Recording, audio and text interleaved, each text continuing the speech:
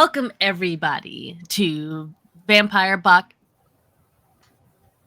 VampDay. I know how to say words. The English language is very wonderful and very cool. I am your game master, Nikki, here with all of my lovely thirsty sword and or lesbians here to play love and basketball. A thirsty sword lesbian one shot for you all. Please make sure that you are donating to this wonderful charity for Sickle Cell here during Nope, I did it again. BIPOC Vampire Day. I know how to put all words together. And thank you as always to our producers, specifically Spunky Taylor. You're amazing. All of our producers, you all are so cool and so kind. But let's go ahead and introduce our players to all of you. So if you'll just say your name, preferred pronouns, the character and playbook that you will be showing us today. Starting with Agent Rush. Hello, everyone. I am Agent Rush. My pronouns are she, her, and I will be playing Lily Garan, the Trickster, today. Excellent. Val. Hello, I'm Valmina May, and my pronouns are they, them. I will be playing Jem today using the Scoundrel playbook, and Jem also uses they, them pronouns. And Rose. Hi, I am Rose Blossom, or Rose for short. I go by any pronouns, and I am playing Mooney, full name Moonflower, the Beast, and she goes by she, her pronouns.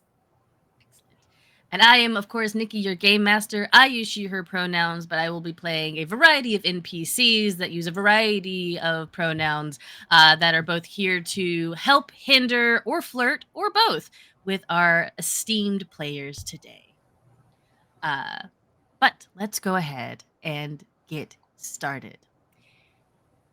It is a balmy spring evening, the roar of the city around you as cars move through the streets up to the ginormous stadium. Well, giant for your team, the WNBA sports team, the San Francisco Smoke Show, going up against your rivals, the Los Angeles Lucky Charms, in the championship round of this basketball event. It has been several months of rising to the top, a lot of injuries, a lot of heartbreak, a lot of tears shed, but also a lot of victories for your group. And you have grown very close. How close, we will see as we turn our eyes to the locker room.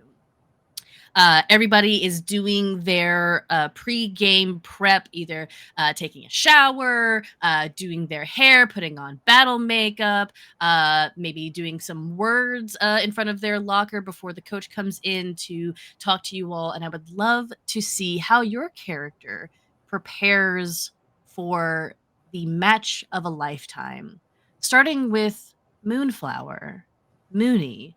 One, if you'll please give us a description of what you think Mooney looks like, and what is her pre-game ritual that she's doing. Yeah, so just for simplicity's sake, Mooney looks like the Beast from the book Thirsty Sword Lesbians. So yeah. So sort of like a cat woman with a brown bushy tail, some stripes, green eyes, and kind of an aggressive, or is she a little more hunched when she's in front of her locker right now? Oh, assertive. So like she's standing, she's looking at a mirror. She only just learned that mirrors exist pretty recently, but you know, she likes them. They're like they're like pools of water. Anyway, she's looking at it and she's like, "You got this. You're gonna show them." And you're not going to lose control. You are going to be a perfectly normal thing. Yeah! Rah! And like she's just jumping up, like hands up, like in fists, like yeah! And yeah, that's it. Perfect. If you don't mind answering 2 more questions for me, Mooney. Who of your team are you most hoping to impress, and who of this team will you feel the most disheartened if they catch you acting unsophisticated or more beastly than like modern society? Sorry.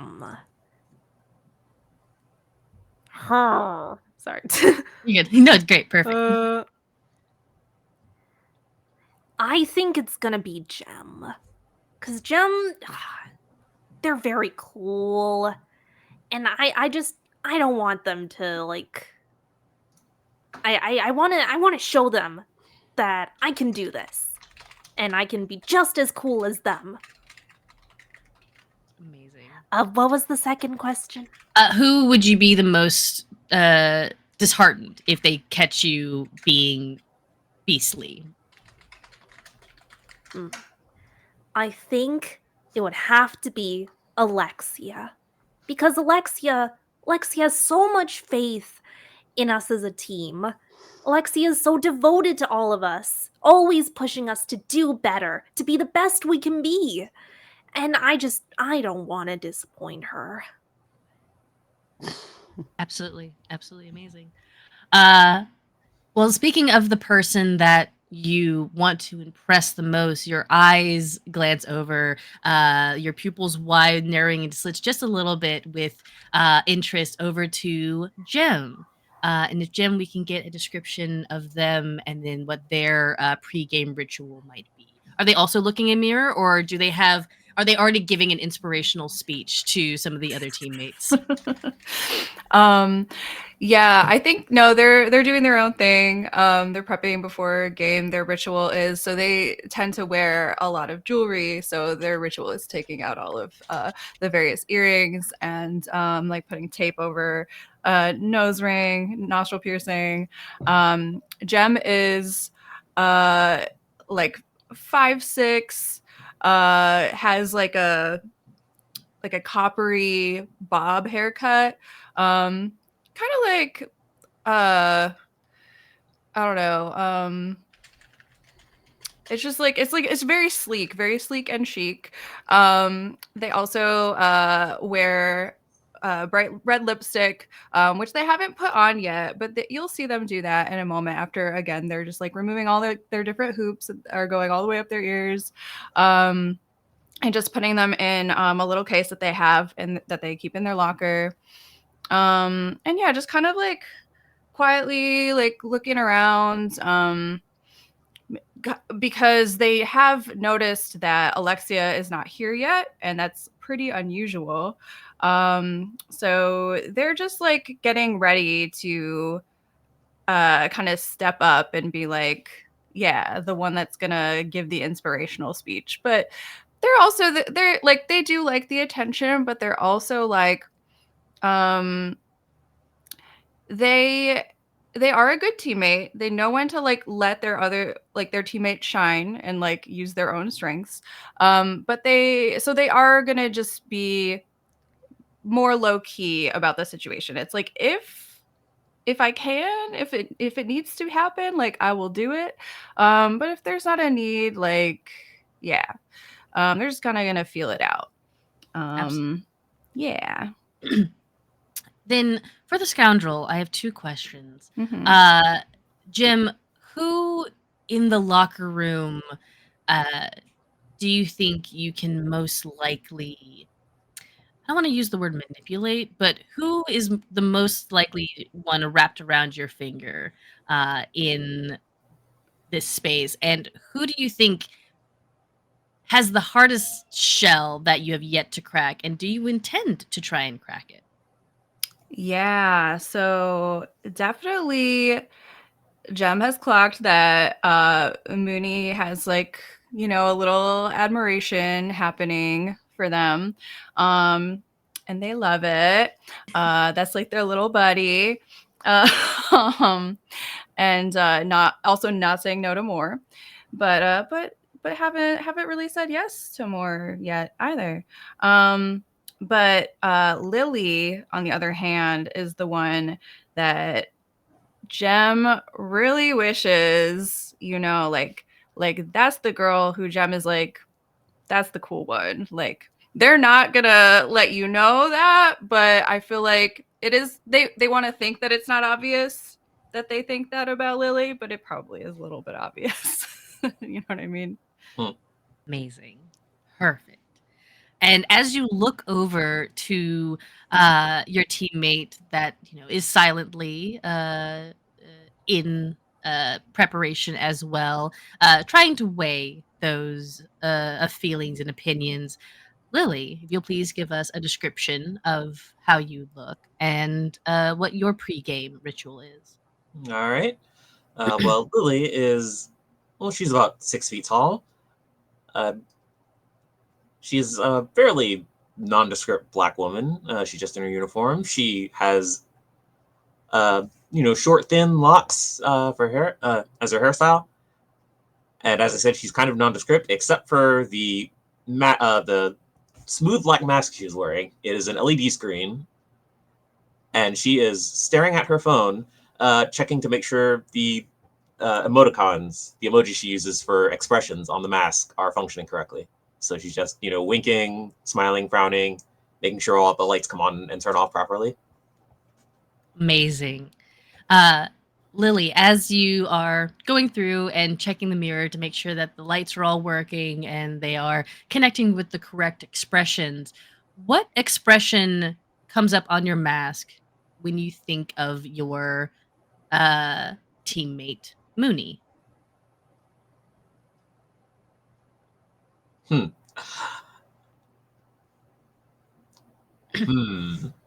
Trying to think of how to describe it. Mhm. It's basically a kind of like a pouting mouth with the eyes like looking to the side, like the Oh. so. And the lights are green with that expression. So it's probably the Lily. If you asked, Lily would say the. Well, I don't see what's so special about her, but if you're you're looking and you're thinking about it. It's like, oh, you're jealous. Okay. Okay.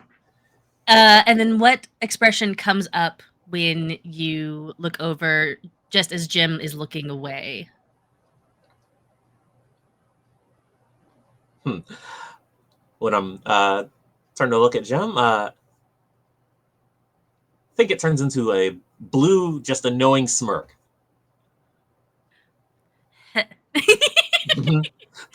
Yeah, I know what we're doing. I know what this is. Amazing. And you can't help yourself, even though, again, you aren't. The mask hides your true face and your true kind of intentions. So your teammates don't see as your eyes look over to the door, also in worry for Alexia, who has yet to show up. And we don't see the emotion that comes across the mask here, but what emotion do you think is being tamped down by Lily when you don't see your devoted in the locker room yet? Yeah, the screen doesn't turn on for this one, but it's definitely a look of concern because yeah, Alexia is not late. Something must have happened. Mhm.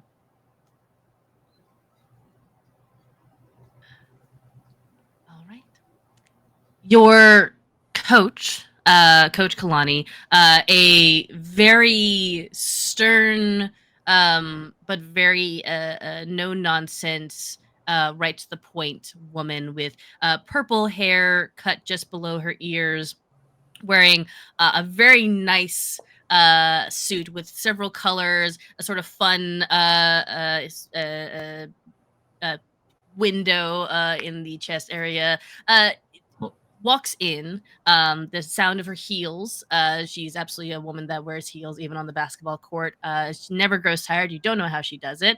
Perhaps it's magic. And I will go ahead and give the players an image of what she looks like as she comes in, clipboard under her arm, and assistant coach is following after her. All you and your teammates line up, and she lets out a sigh and she says, "All right, look, we're going to do great." When Alexia gets here, and is almost as if summoning her by saying her name, "Alexia," you burst through the doors, panting, how do you look as you make your way finally into the locker room? You're muted. Um, I will say, by the way, Alexia, as you open the door and come in, there is a collective gasp from the other teammates, and it is palpable, the relief in the locker room as you come in, and you, whatever feelings that maybe Alexia might have had coming in late, you can at least tell that your teammates are so relieved to have you here. And there's an immediate bolster of like, okay, yeah, we've got this. Alexia's here. I think you hear Jem being like, "Oh, I knew she was gonna get here. No worries, y'all." Alexia, you finally made it. Yeah, she runs in, she's like frantic. Still full beat, but like lower, like less than you would expect from her. She's very tall, 6'2", God. we'll say. And then her hair is very long, like dark, glossy, dark skinned woman, like curly, and then it's in like a high ponytail, and then like, you know, curtaining down behind her. And she has just like dozens of friendship bracelets on her arms. And she's like, I'm so sorry. This took so much longer than I expected. I was trying to do something nice and I just like got so, and I was just up late working on it and then I overslept and it was like a whole thing. I'm really, really sorry that I'm late, but I have something for all of you. And she starts passing out all of these friendship bracelets that are just like good luck charms. They have like inside jokes on them, and yeah, just like gives them all to everyone while being deeply apologetic for her tardiness.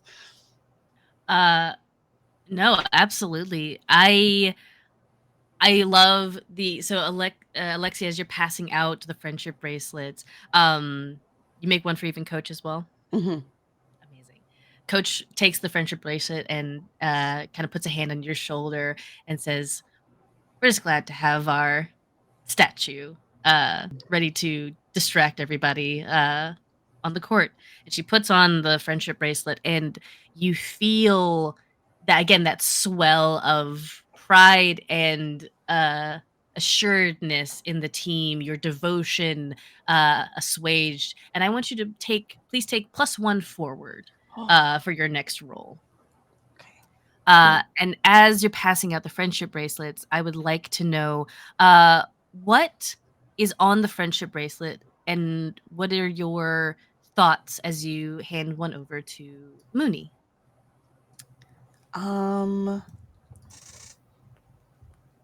Mooney is again our beast, and a very furry, very excitable, obviously very happy that you're here. I think it's... Do we know where Mooney came from? What has Moonflower said about her origins? I mean, unless anyone has ever explicitly asked her, like, hey, where'd you come from? She's probably just gonna kind of casually say things about it, but never like anything like too explicit, like, here's this and this and this that happened to me. This is my whole entire backstory. Unless someone actually like was like straight up like, hey, what's your life story? I probably would have asked at some point. Oh, okay. Well, you see, I come from the Endless Forest, and Mother Beast is basically well, I don't know if she considers herself a ruler of the Endless Forest, but she guards it, and she takes care of everything in the Endless Forest, everything and everyone. And I got a bunch of friends. Some of them are, she calls them sacred animals. There's a deer, and I think I met like a bear once. Yeah, I did. I remember that. Okay, and so yeah, then... it's a pretty cool place. So then- I'd like for you to visit, but I don't know. I'd have to ask Mother first. Sure. I think then it would be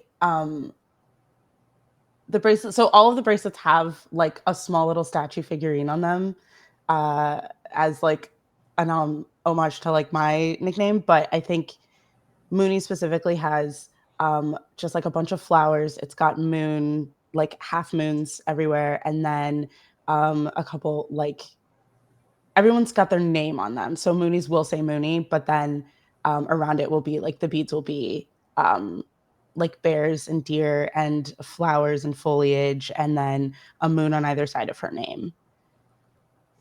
Oh, I love it. Oh, Beautiful. is this for me? And like at this point, she's like her tail is like wagging. Like she looks like her soul is about to like just like jitter out of her body. Oh my gosh, you oh my gosh, this is such a cool gift. Thank you. I'm glad you like it. Very normal, very cool about all of this. Excellent. And what does the bracelet look like for Jim? For Gem, I feel like I put a lot of pressure on you right now, Tay. I'm so sorry. no, that's okay. I'm trying to like think of each. What is Gem's thing again? Remind me. Oh, so Jem is the scoundrel. I also didn't really fully describe them very well. I think they're like an Oakland baddie. So if you know, you know. They're like they're tatted.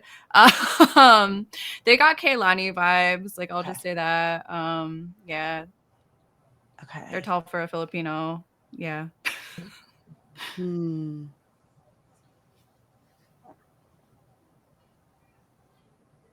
Okay, so I think Gem has the beads are all sort of like crystals and gems, and then maybe Filipino flag on there, and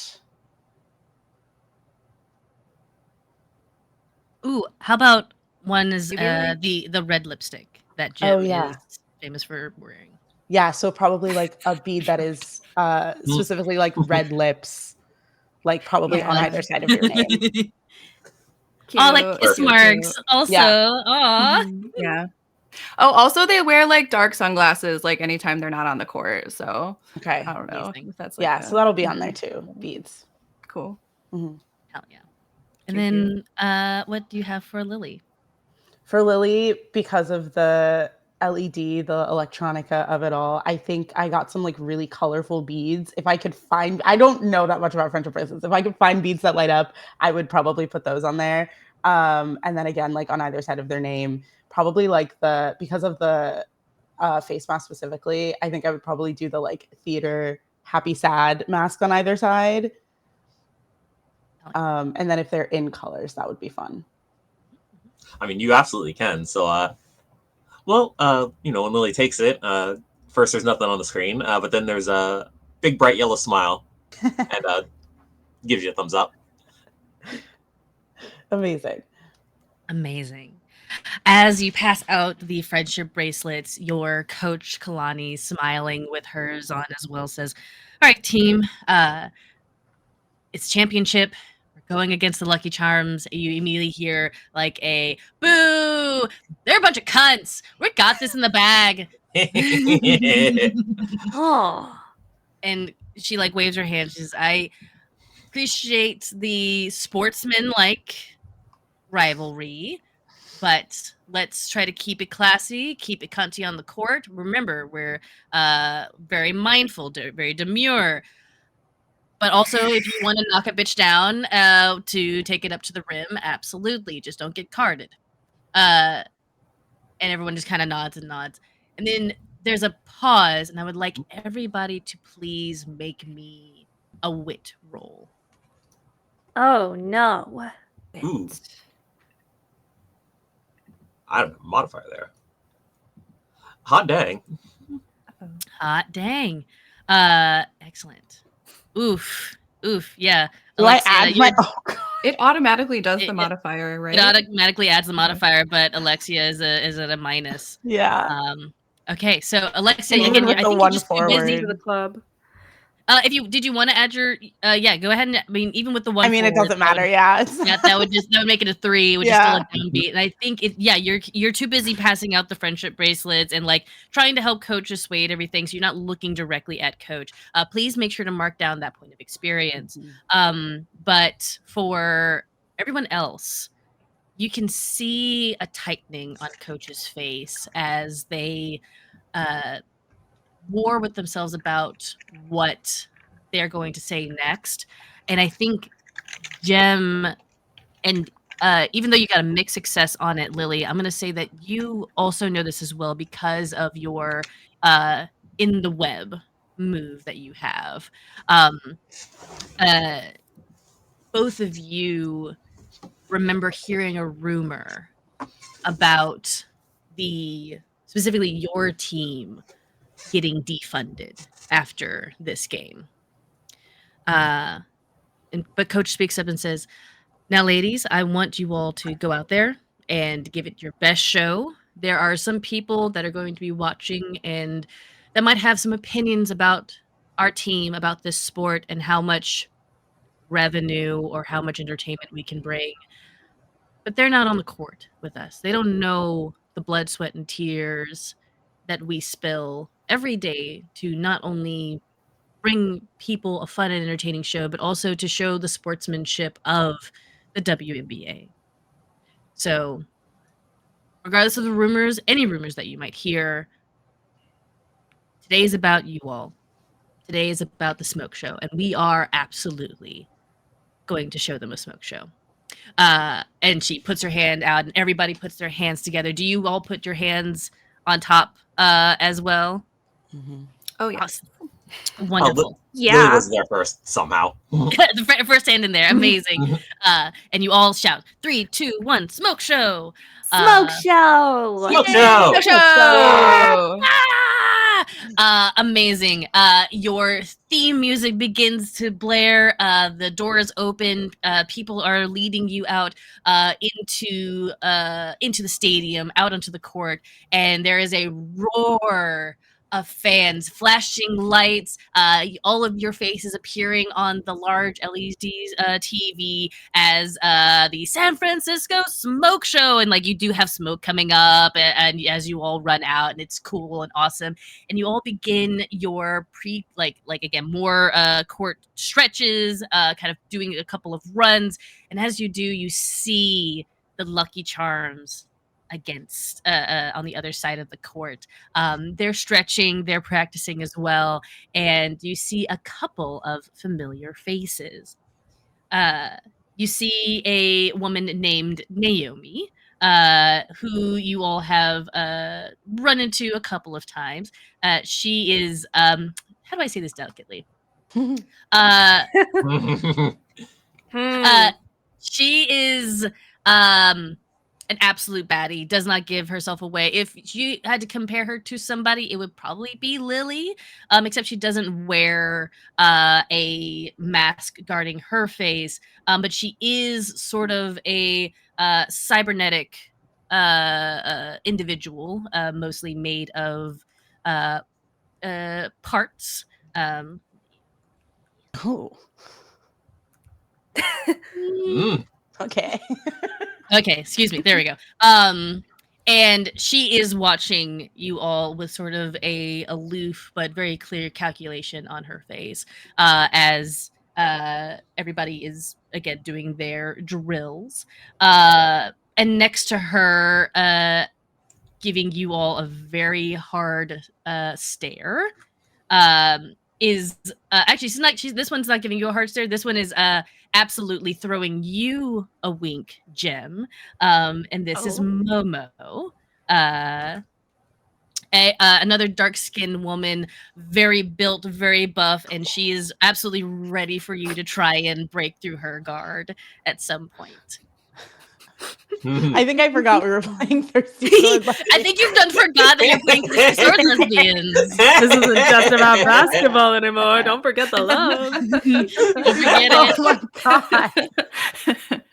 Basketball, what's that? What's that? I don't know what that is. Kind of coming up next to again, Momo's doing absolutely flexing and showing off, throwing winks, a little bit of a scoundrel herself, but kind of coming up next to her and whispering to her to kind of cool it, but then tossing another very like calculated look over towards you, and definitely kind of putting eyes on our statue of Athena, Alexia, is Talia. Oh my god, if I can spell these people's names. Very also very statuesque and very cool, calm, and collected on the basketball field. Hard to knock down, but I mean, you could try. You're And I welcome. will. Hell yeah. Running up next to her, very aggressive, definitely howling and causing a bit of a scene as she gets revved up, is Lulu.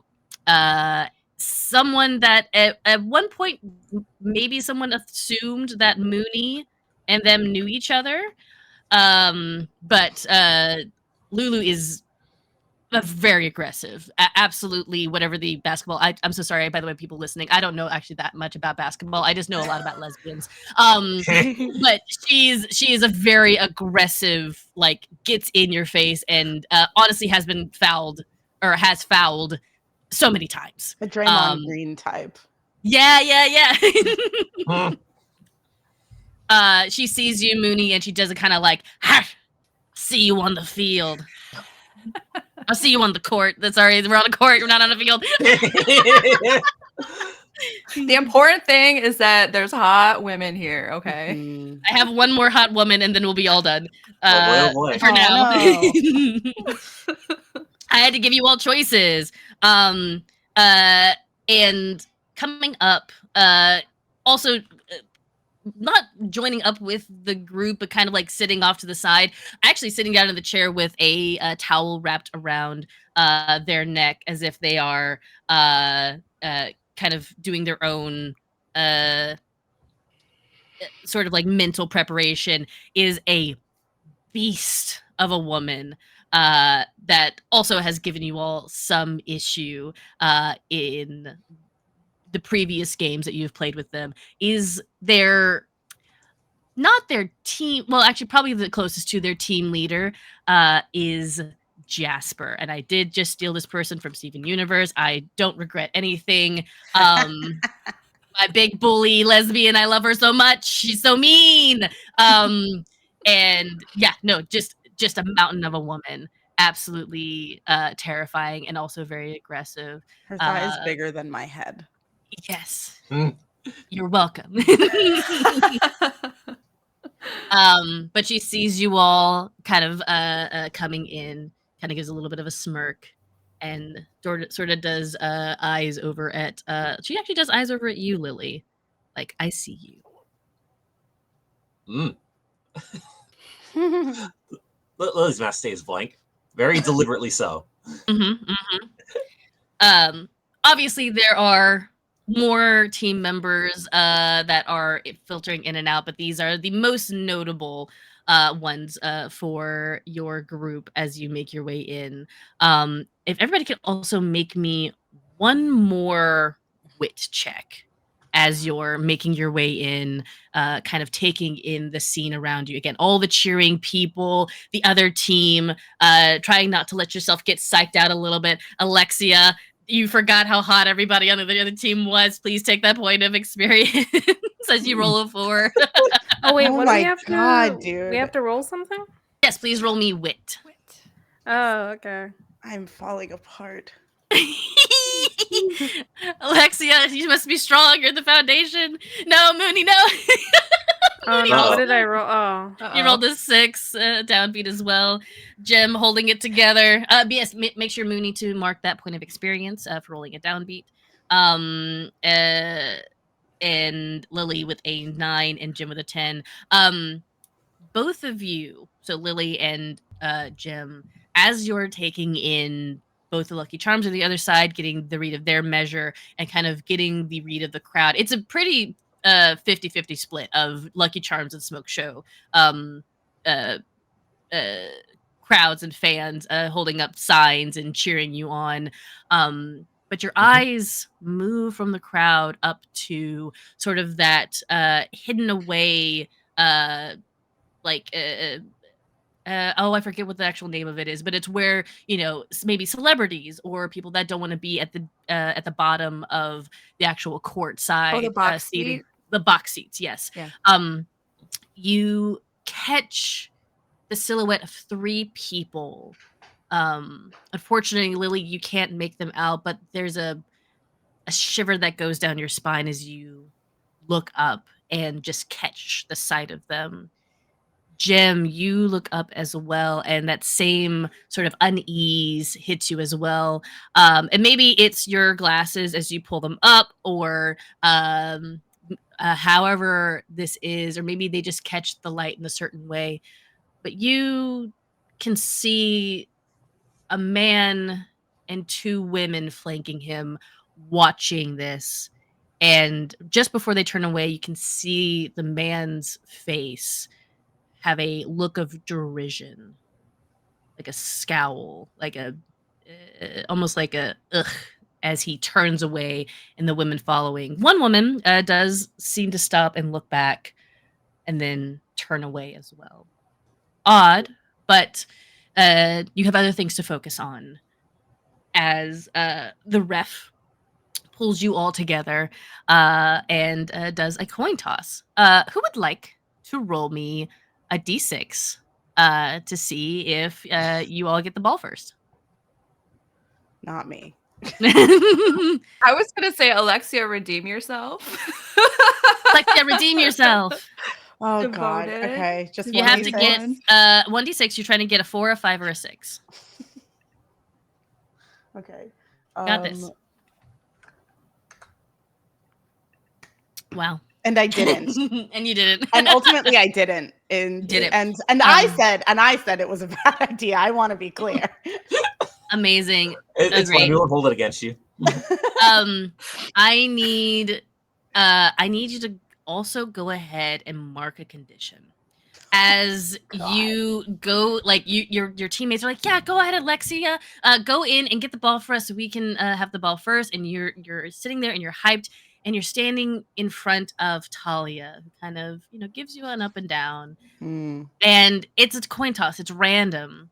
But as you say tails and it lands heads, some part of you feels either pick between whichever conditions. Personally, I would either go with either guilty, hopeless, or insecure, as you already were feeling like you were let the team down. And as you lose the coin toss, that sort of hits you once more. Can I say 2 things? Yes, absolutely. First thing, guilty. Easy. Not a thought. Second thing, I think what it is because and I don't think it's different in WNBA, but it's not a coin toss. It would be like the like oh my God, what is it called? Tip off. The tip off. So I would miss, I think, the tip, and it would go to the Lucky Charms. Yeah, the Lucky Charms. Absolutely. Yeah, I'm guilty. I'm deeply guilty. Excellent. Make sure to mark that on your character sheet. And you are going to take -2 to emotional support. But being the devoted, even when you take these conditions, that's okay. Like, look, if you take on the burdens of the team, better you than anybody else. You have very strong shoulders, very sturdy shoulders to take on these conditions. But, yeah, the tip off happens, and you all begin to take your positions on the field. I keep saying field, on the court. And I would love to know, like, any sort of tactics you're shouting at each other, any sort of things your characters are saying as you begin to move about on the court. Can I actually use one of my playbook moves to, like, Of course you can. bolster our girl Alexia's spirit in this moment? So because I have shiny and new. Yes. So when you give or receive emotional support, yeah, I mean, I guess I don't have a condition to clear, so I can take XP. Yeah. But yeah, I just like want to like maybe pat her on the shoulder, but then also like it turns into like a quick little squeeze because like, yeah, we are about to play, but I'll just be like, hey, it's just the start. We can turn this around. Amazing. You are going to have to roll emotional support in this moment. So Yes. please roll heart. Yes, which I am so good at. Not. Ooh, Oh it's a no, downbeat. it's a Oh, downbeat. no. Woof. Ruh-roh. So please mark that point of experience. And I think you go over and you're like, hey, you got this. And you go to like squeeze Alexia's shoulder, but you tell me, Alexia, is it reflexive or is it by accident that you move your shoulder away from Jim's hand? I think she's just so in her head that she's like not even really paying attention to her surroundings as well as she should. And I think I just am like, I don't even clock it. And I'm like just trying to like get back in the game a little bit. Mhm. I'm also shorter than you, so Yeah. probably I just don't really Just like make fully the out of my eye contact. line. I'm like, wait. Amazing. So that happens, and what I'm gonna say actually well, not actually happens, but like you do that, and I think, ooh, who? Let me see. Who did what? Who did what to where? This is important for me. Yeah. Val, which of the current people, NPCs that I've introduced to you, does Jim currently find the most enticing that they're trying to like avoid eye contact with? Right. Actually, no. I'm gonna go back to our session 0. Who's the one that you fumbled the bag with? That's what I was Ooh. gonna ask you if there was any of them that were in mind that you had. But I mean, you can pick from any of the 5 that I've introduced to you. You can just tack that Okay. on to whichever one it is. Was it Jasper? Did you fumble Jasper? that would be a huge fumble, but no, I feel like it was Naomi. Oh. Mm. Yeah. Yeah. Perfect. Yeah. So Okay, there's great. a little something happening there. You as Alexia just kind of moves down the court from you, your hand's still in the air, you hear a voice next to you. Is there trouble in paradise for the smoke show? As Naomi slides up next to you. Yeah, so I think Gem's just gonna kind of like coyly look up at her and be like, Naomi is looking you up and down. okay, yeah, and just be like, oh, there's always trouble when I'm around. By the way, above table, is this okay? Is the flirting okay? If it's not, I can. Oh yeah, Okay. it's good, it's good. Yeah, so they're just gonna be like, there's always trouble when I'm around. Well, But you if we're always lucky, did it's the good kind of trouble. You did always know how to find yourself into trouble, but I hope that your group doesn't get into too much trouble. It'd be a shame if Lucky Charms got added to that trophy. Wouldn't be the first thing that you drop the ball on. And she is going to take a string from you. Right? Ooh. Ooh. Just gag me. Oh my god. Okay. This is fine. Yeah, no, it's great. This is going well. Yeah, I didn't emotionally prepare for this. I should have, and I didn't. Yeah, I don't think Gem has a response to that. I think Naomi comes out on top. Hey, wouldn't be the first time. Am I right? No. Remember the bag got fumbled. The bag was fumbled with this relationship. But Naomi's gonna stay on you this entire time, essentially guarding against you, trying to keep an eye on you and make sure you don't steal the ball.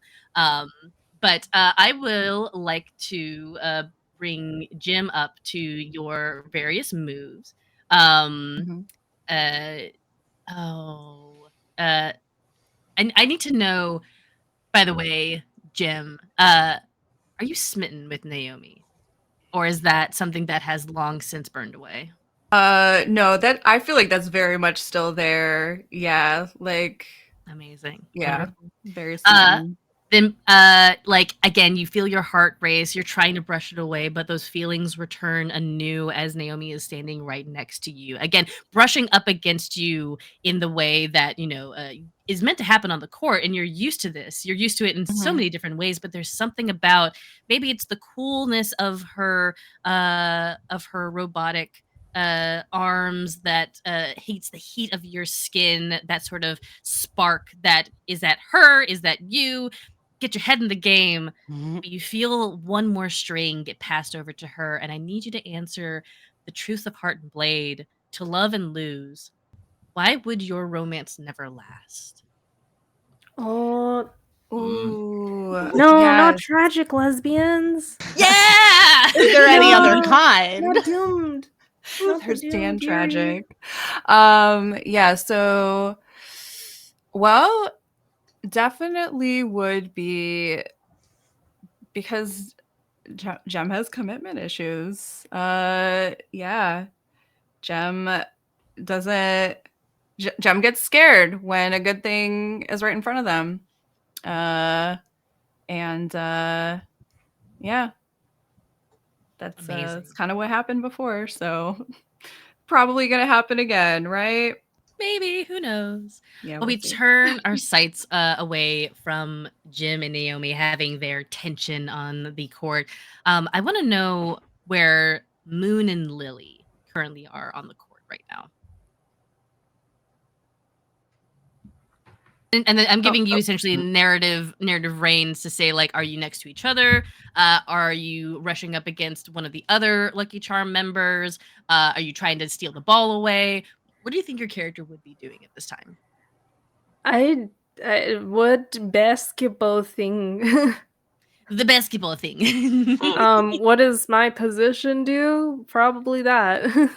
I mean, if you think that Mooney would rush for the ball, that absolutely is something you could do. Again, like, there are some cool basketball people here in the game that know actual basketball terms, but you can just say I do the thing and we'll roll for it. We're not playing a sports TTRPG where the actual Okay. terminology is important. All right. I guess I'll just be going for the ball. It's Hell like, yeah. I got this. Rah! You got this. Rawr! Rawr. Amazing. I would love for you to roll me.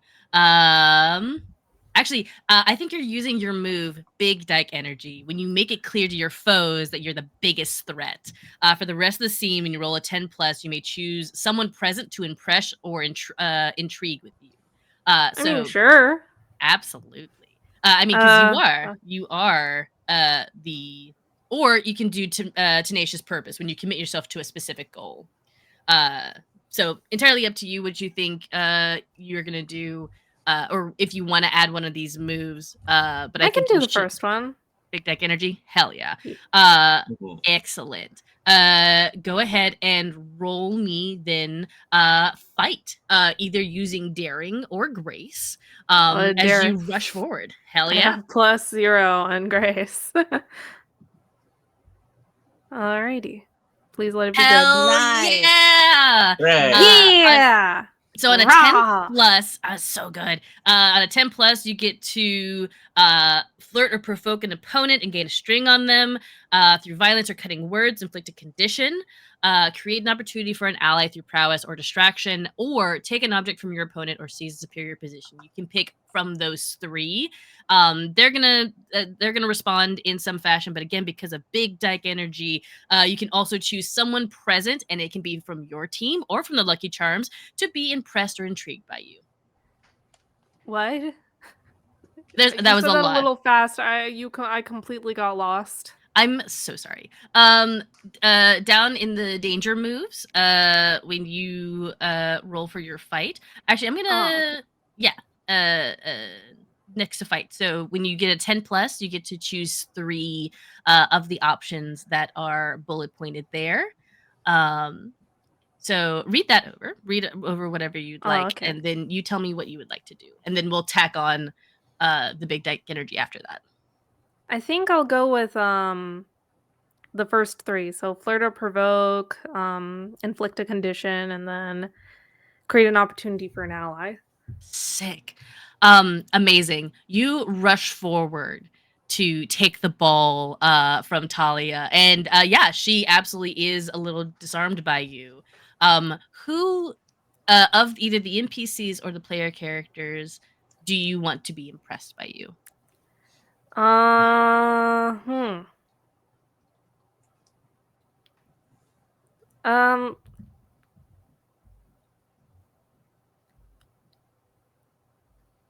We'll go with the other beastly one Lulu? over there. Yeah. Yeah, you rush forward and you take the ball from Talia and begin to immediately turn it towards the opposing team's basket, and you cut your eyes over to Lulu, who just gives you a feral grin and begins Yeah. rushing at you, leaving one of your team members completely wide open. But now that they're like, oh, it's on right now. So Lulu is on the way towards you, but you have effectively distracted her from what her actual goal is because you've made yourself the bigger threat. Yeah. Stunning, amazing. But I think you have also given Lulu the condition angry. Not in like a she hates you angry kind of way, but just in a like, oh, it's Oh, on. I see how it's like. I see how grr. it is. Yeah. May the best Um, beast win. May the best beast win. And and then you provoked her, so you have gained a string on Lulu. Yeah. I return the feral grin with like a big one. Like I basically almost look as if I might as well be baring my teeth. Yes. Mm. Yes. Very good. This is good stuff. Yippee. Good beast. Hell yeah. Mhm. But they do get to respond in kind. So as you take the ball and begin moving it down the court, uh I think also you also are going to gain a string on Lulu because you have provoked her and she kind of rushed towards you. You're also going to gain a string on Talia because you took the ball from her and she did not like that. So she also has eyes on she's considered you her enemy right now. So wait, do I get a string on her? Yeah, you gain a string on Oh. Lulu and a string on Talia.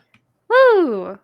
So many strings because you've made yourself the biggest target, the biggest, baddest target. Oh no, let's hope that doesn't backfire on me. No. It'll be fine. As you rush the ball towards the hoop, and I'm also going to say with a 10+, you are going to be able to get the shot, but Yeah. before you get the shot though, Lulu does run over and snarls in your ear. You think you the baddest bitch on the court, huh? Think I know. Oh yeah?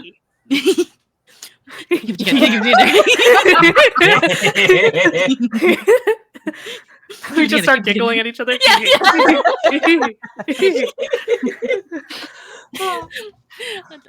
I'm so very normal. But yeah, no, she is trying to get in your face and absolutely does try to knock you over, does try to provoke you.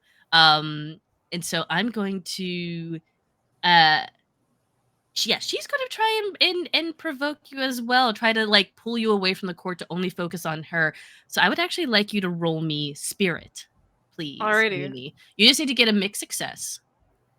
All right, please don't let me down. Mother Beast, don't let me down. Amazing. She Okay. gets into your face and definitely distracts you for just a moment. So she also is going to gain a string from you. But you are like, this is fun. This is fun for you. And it's nice to like, again, she's also very beastly, very aggressive, getting in your face and doesn't seem scared of you at all.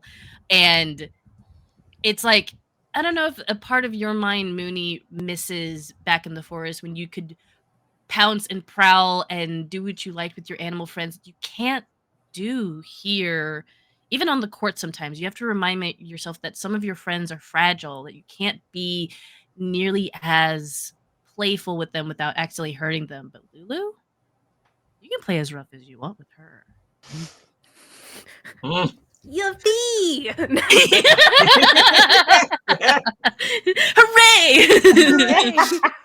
But you put a pin in that thought as you juke her away, and you throw the ball, and that is a point for the smoke show. Goal! Woo!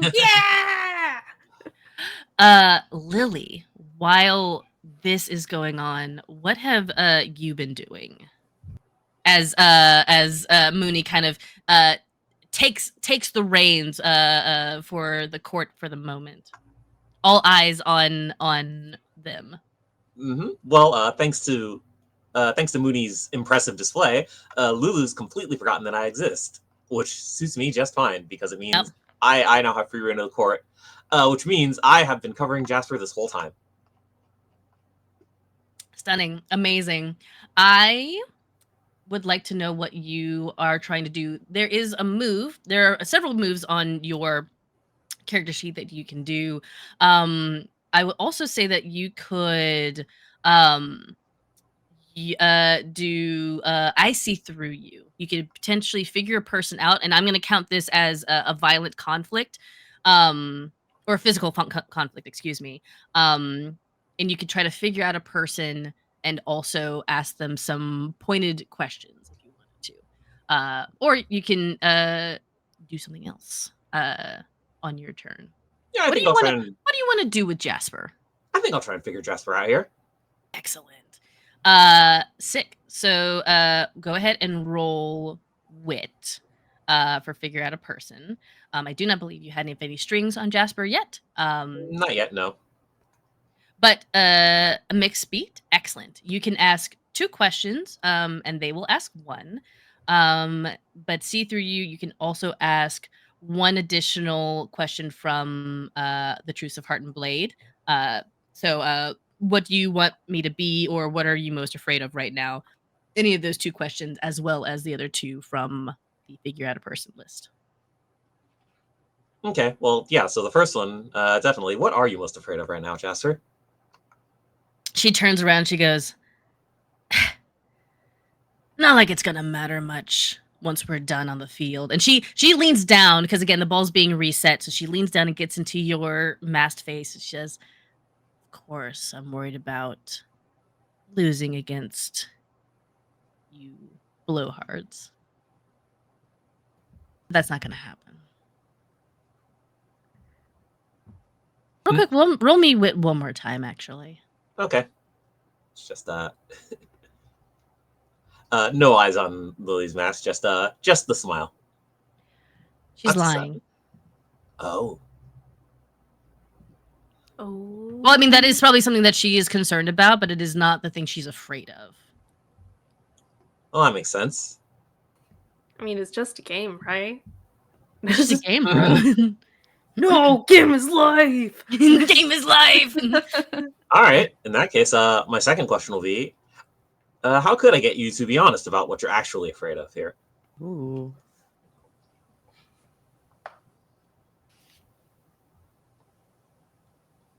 Show me what's underneath the mask. I'll tell you. Ooh. Hmm?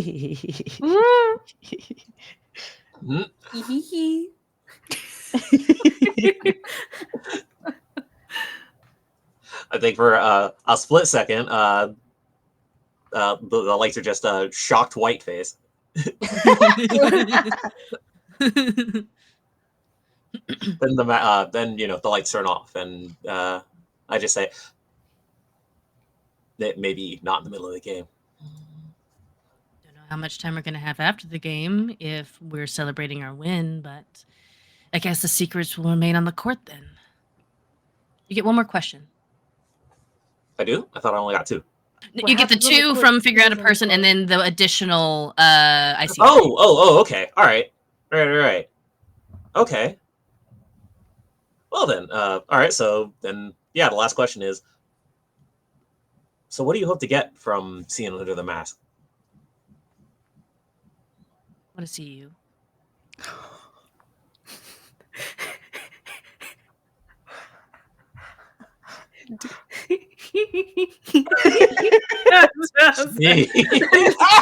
Giggling like a maniac. This is good. No, this is great. This is great. The perfect energy. Good job, everybody. Thank you.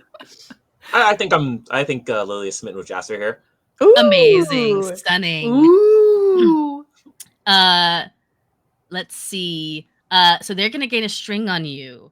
And please go ahead and mark your feelings up by 1 as those passions grow. That brings it to 2. And answer, please, the question of Truth and Hearts and Blade. What secret do you have that you think would make them reject you if they knew? Oh. I mean, I'm actually a big fraidy cat, and Jasper in particular, I find her especially terrifying.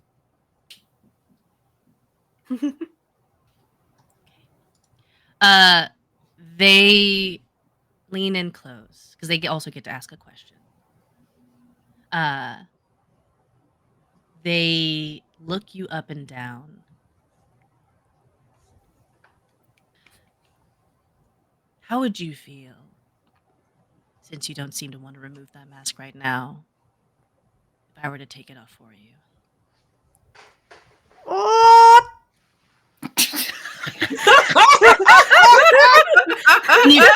You feel if you're comfortable with it. You feel her finger trace where the edge of your mask meets your jaw. Oh. Oh yeah, that's perfect, fantastic. I'm so emotionally prepared to play this. Right now. I don't know what I was thinking. I simply just didn't. I was like, yeah, we're just gonna play a silly little fun game. Oh god.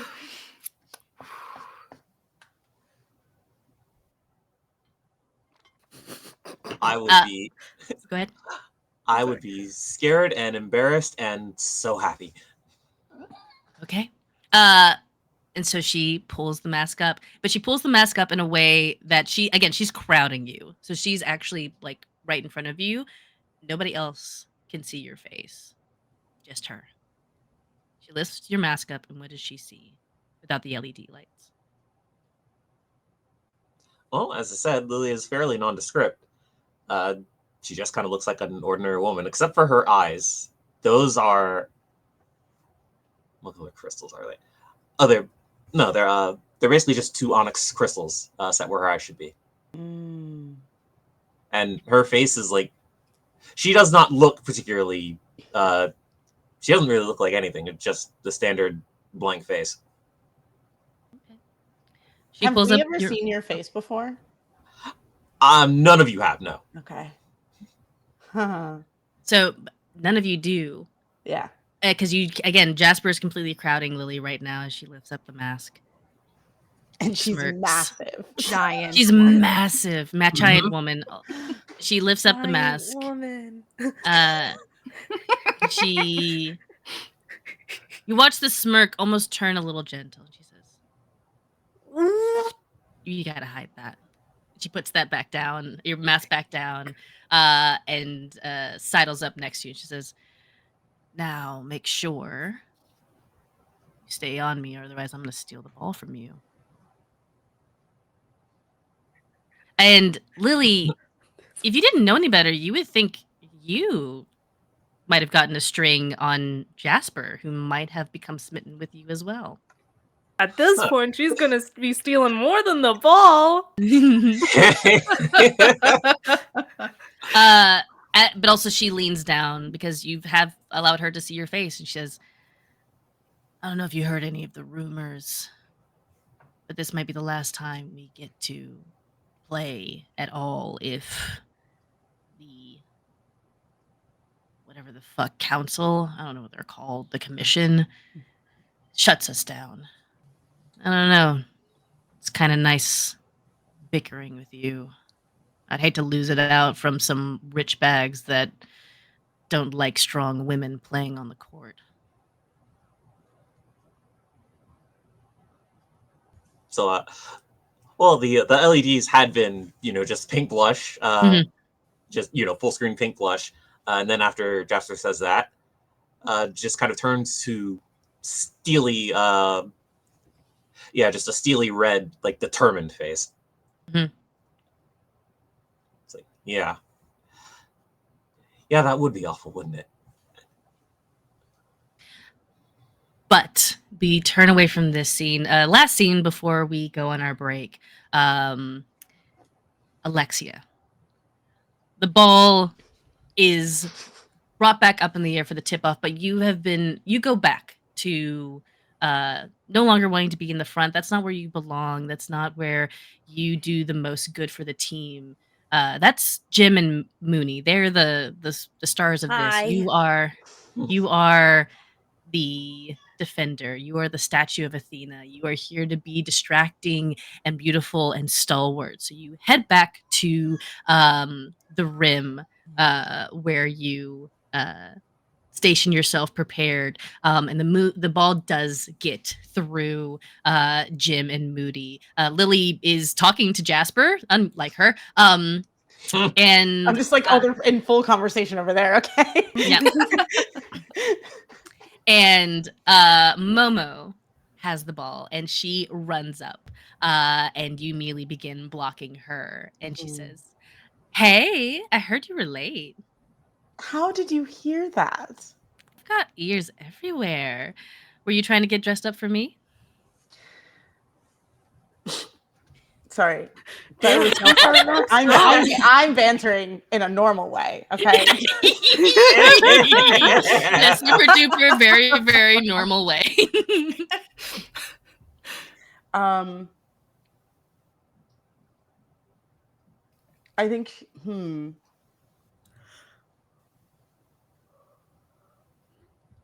So you have a couple of things that you can do here. Yeah, tell me what you. Are you? Sorry, she said. So she says, "Are you trying to get dressed up for me?"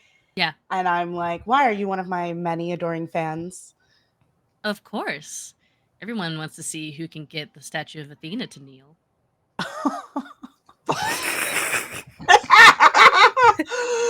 I'm so sorry, everybody. Are we good? Is the flirting too much? I can reel this back. No, I am good. No, I'm great. You're doing great. This is fun. I personally can't handle it,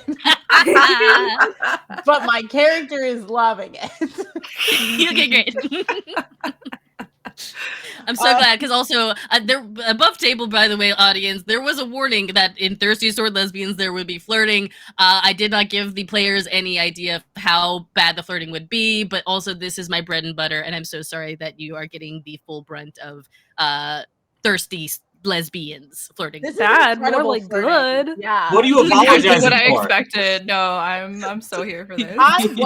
And I've said this several times. I wasn't emotionally prepared, and that's on me. Because I knew what I signed up for, but apparently I didn't. Why are you threatening people with a good sign? I mean, I knew it was coming, but I was still like, caught off guard. Yeah. What do you say to Momo, or do you use any of your moves? Do I say anything? I don't. You could. One of your moves for the devoted playbook, which also, by the way, you are still following one of your tenets. You're being turning heads on the court, which you're absolutely doing. You have the power of conviction. When you entice someone while extolling the virtues of your devotion, invoking its authority, you may roll spirit instead of heart. A superior in your devotion gains a string on you representing your dependence. You could do that, or you could also try to figure Momo out, try to psych her out as she's dribbling the ball around you. You can fight with her. You could. We're not at Defy Disaster yet. Yeah. There's a couple of things you could do at this moment. What do you like? Without, you could look at the moves, but I do want to know like precisely what you think Athena wants to do. I think I'm curious if she Not Athena. is- That's not her actual name. Alexia. I think I'm trying to figure out if Momo specifically is if she's just here to psych me out, or if I mean, she has the ball. She is trying to get past Oh, you, but she is okay. trying. She's got She is the trying to psych you trauma. out so that she can get past you. Yes. Got it.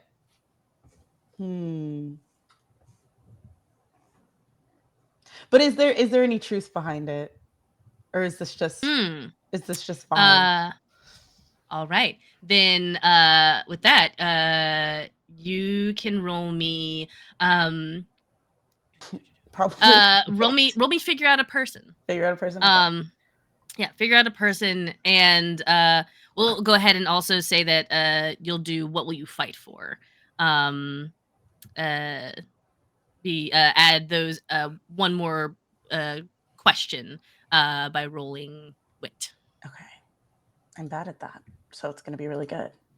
It's gonna be so good. I can't wait. Can I use my +1 forward? I have not used it. Do I? Is that done? You already used your +1 Okay, forward because the +1 forward is always used on the next that. roll. Oh, herd chef.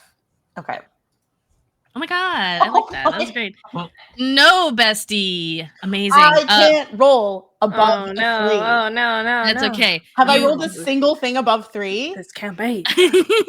You got a 4 one time. Oh, that's right. I Yeah. got a 4. You got a 4. Once. Four, you know. One time I got a 4. But that is a point of experience, and that does mean Alexia does level up. Does mean that.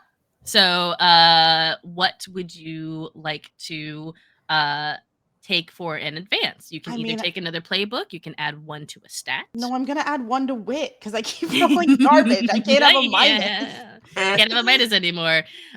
Amazing. So make sure to mark all your experience back down to 0. Put that plus into wit.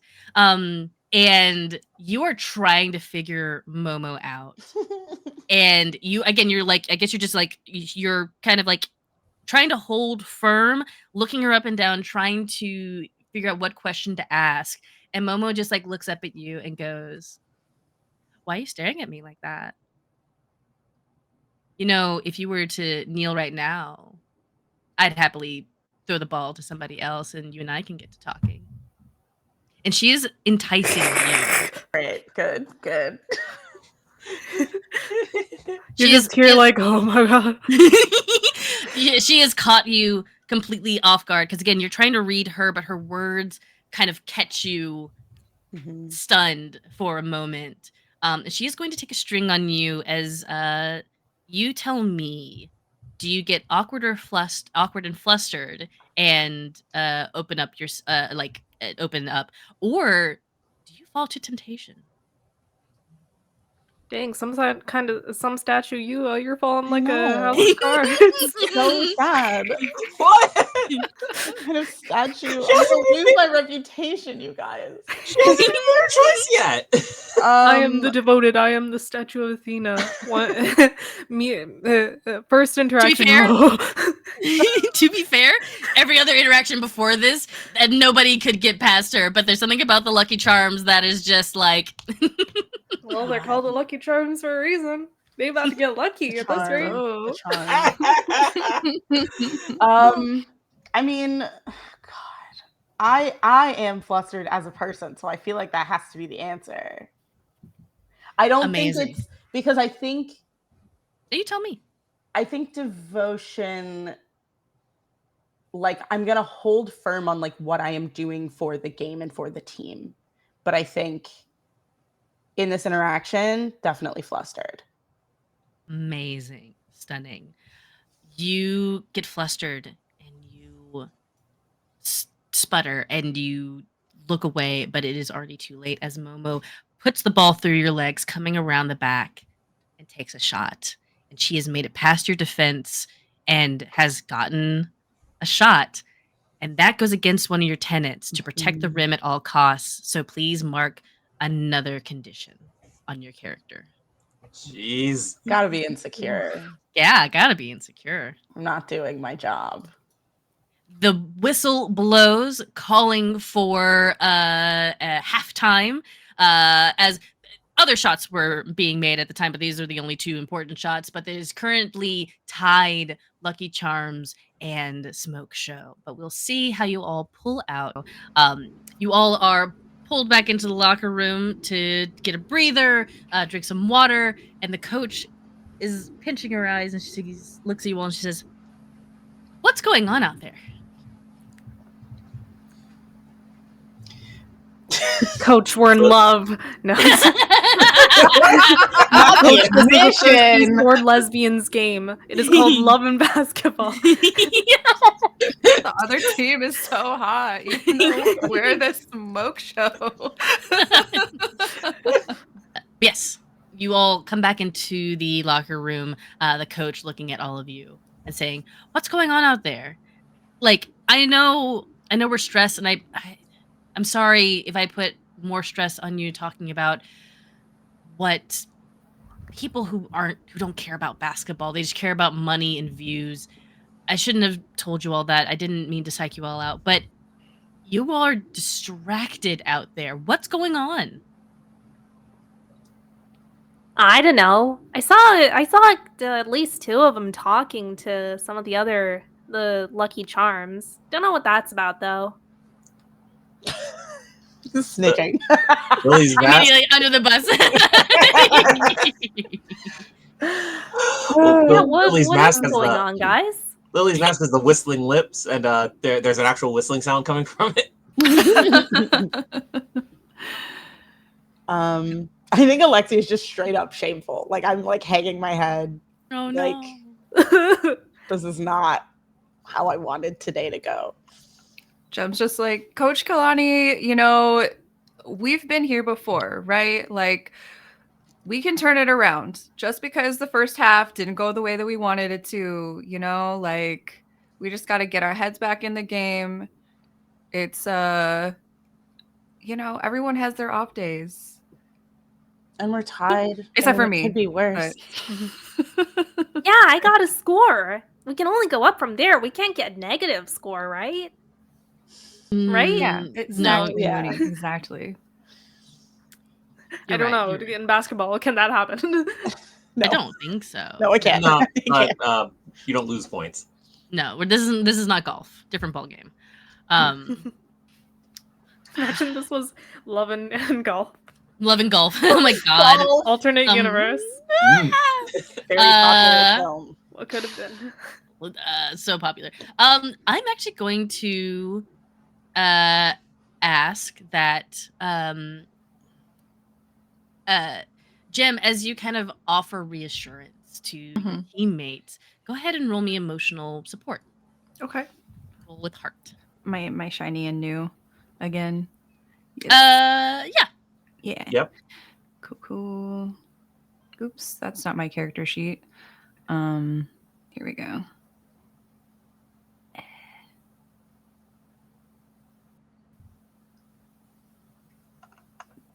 Sorry, it's like all the way down here. It's okay. Did it roll? I don't see it. Oops. There we go. There it is. Okay. Stunning. Not bad. Yay. An 8. You each Hey, we mark take those. XP or clear a condition. Also, and then if they're smitten with you, you may choose an additional option. I don't think anybody on the team is currently smitten with Jim, unless.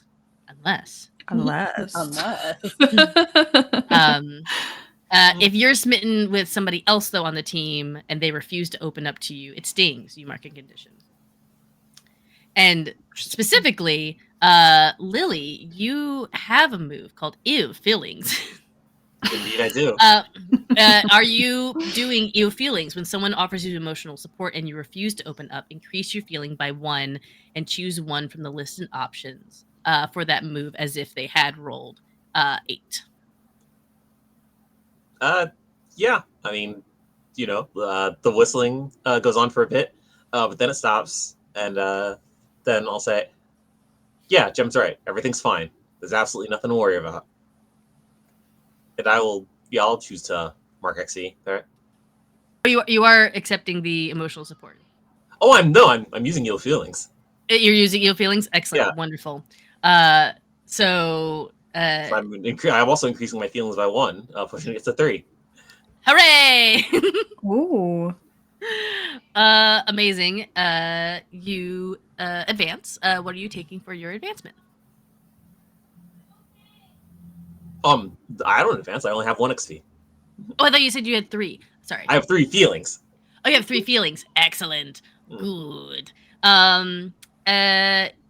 So I'll say for Jim, you clock that Lily has kind of shunned your kind of like, let's kind of come together. Like, they say it in a way that sounds like very positive, but you can tell that there's still that like barrier between the two of them.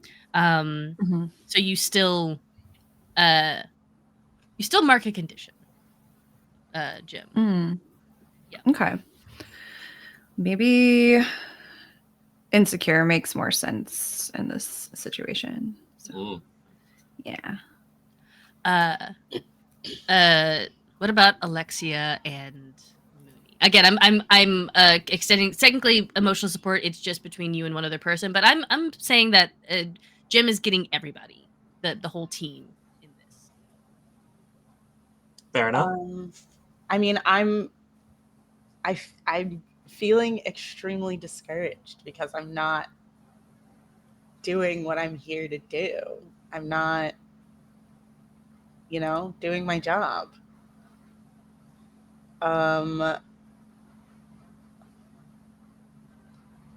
I'm like, I guess I'm accepting of the emotional support, but I'm like, it doesn't feel like I'm deserving of it, I guess, if that makes sense. It does. You don't have to. You can keep the conditions that you're holding on to. You still feel those feelings, but you're bolstered a little bit by Jim's words, and so you could, if you wanted to, instead mark a condition or a +1 forward. I'll do +1 forward. Okay. I don't think I can take another condition, dog. Ugh. No, if you take too many conditions, you start to feel the weight that the statue will begin to crack. Yeah. Oh no. Oh no. And Mooney. Hi.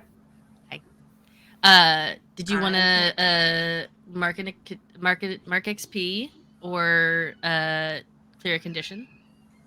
Well, I don't have any conditions, so I guess I'll mark an XP. I'm the only one winning here. Come on, guys. I'm winning Thirsty Sword Lesbians.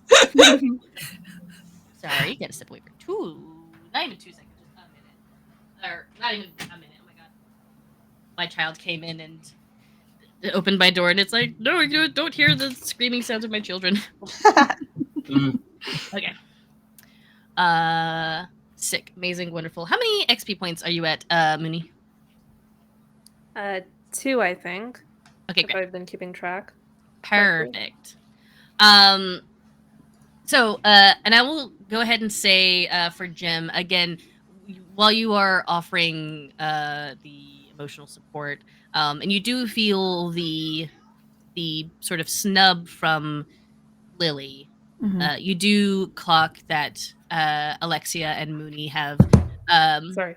It's okay. Have opened up in some small way, have accepted the emotional support, and even the other team kind of like is like, yeah, no, we can do this. The second half, we can come in from behind. And someone goes, I like coming in from behind, and there's like a laugh and a sort of release of tension. And you also can now take emotional support as well, Jim, as you feel the support of your team kind of shined back at you. So you can either mark experience or you can clear a condition. Yay. Okay, I'll just clear the insecure that I just got. So we're not Alexia. We're not here. To be fair, feelings real quick. Yeah, to be fair, above table, Alexia, as the devoted, like, even though she is gaining a bunch of conditions, some of her moves work better with a lot of conditions. Yeah. But also, it's a double-edged sword of like, you don't want too many conditions, but also it does help you. The devoted is complicated. Anyway, We're in a tough place. we're in a Mhm. tough place. But your coach says, okay, I know you all got this. And you all get called back out onto the court.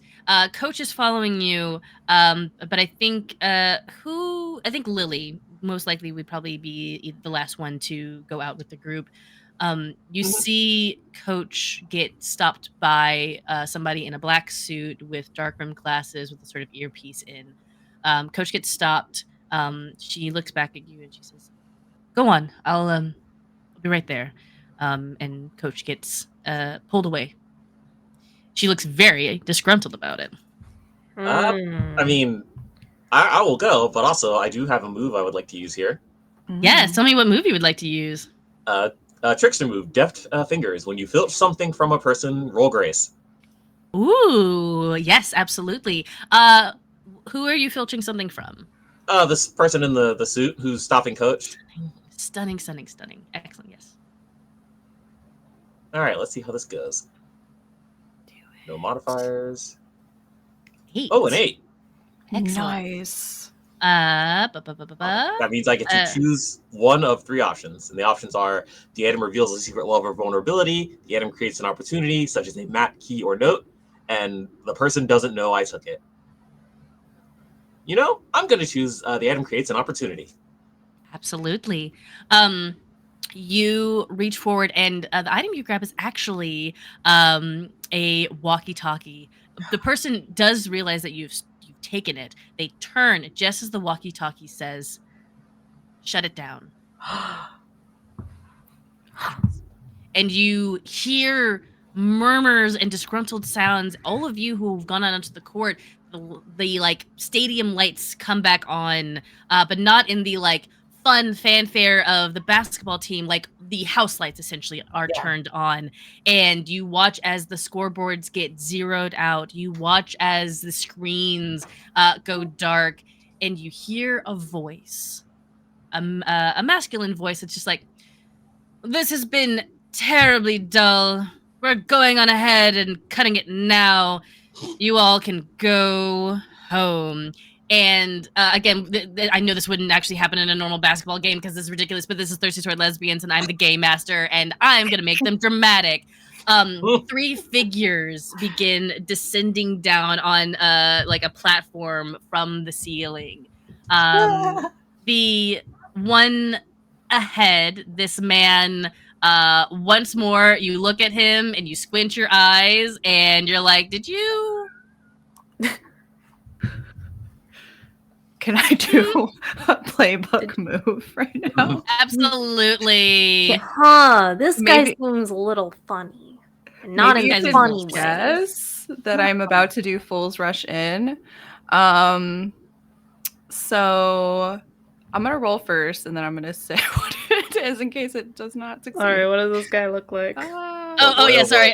So yeah. you all see these 3 well-dressed individuals. The first one standing in front is a man with kind of swooped back hair, though some of it is coming out. He looks very young, but the red eyes and the fangs that come out definitely give off the like, "Oh yeah, that's a fucking vampire. Holy shit." He's also very, very pale and looks very, very smarmy. We do not like him. A big ick. There's a woman though standing next to him, a little older, though still very clearly some sort of vampire. Though she has a skeletal hand in her left hand and red eyes that look over at you. But there's streaks of red in her hair, or not red, excuse me, streaks of white in her hair, showing off her age. And I know. I think I know. I think I know who the character is meant to be. Oh, okay, great. Well, there's one more who stands a little behind the other 2, a little not as intimidating, kind of her eyes darting a little more frantically around as if there is some very obvious insecurity that you can see there. Nope, that's not how you spell her name.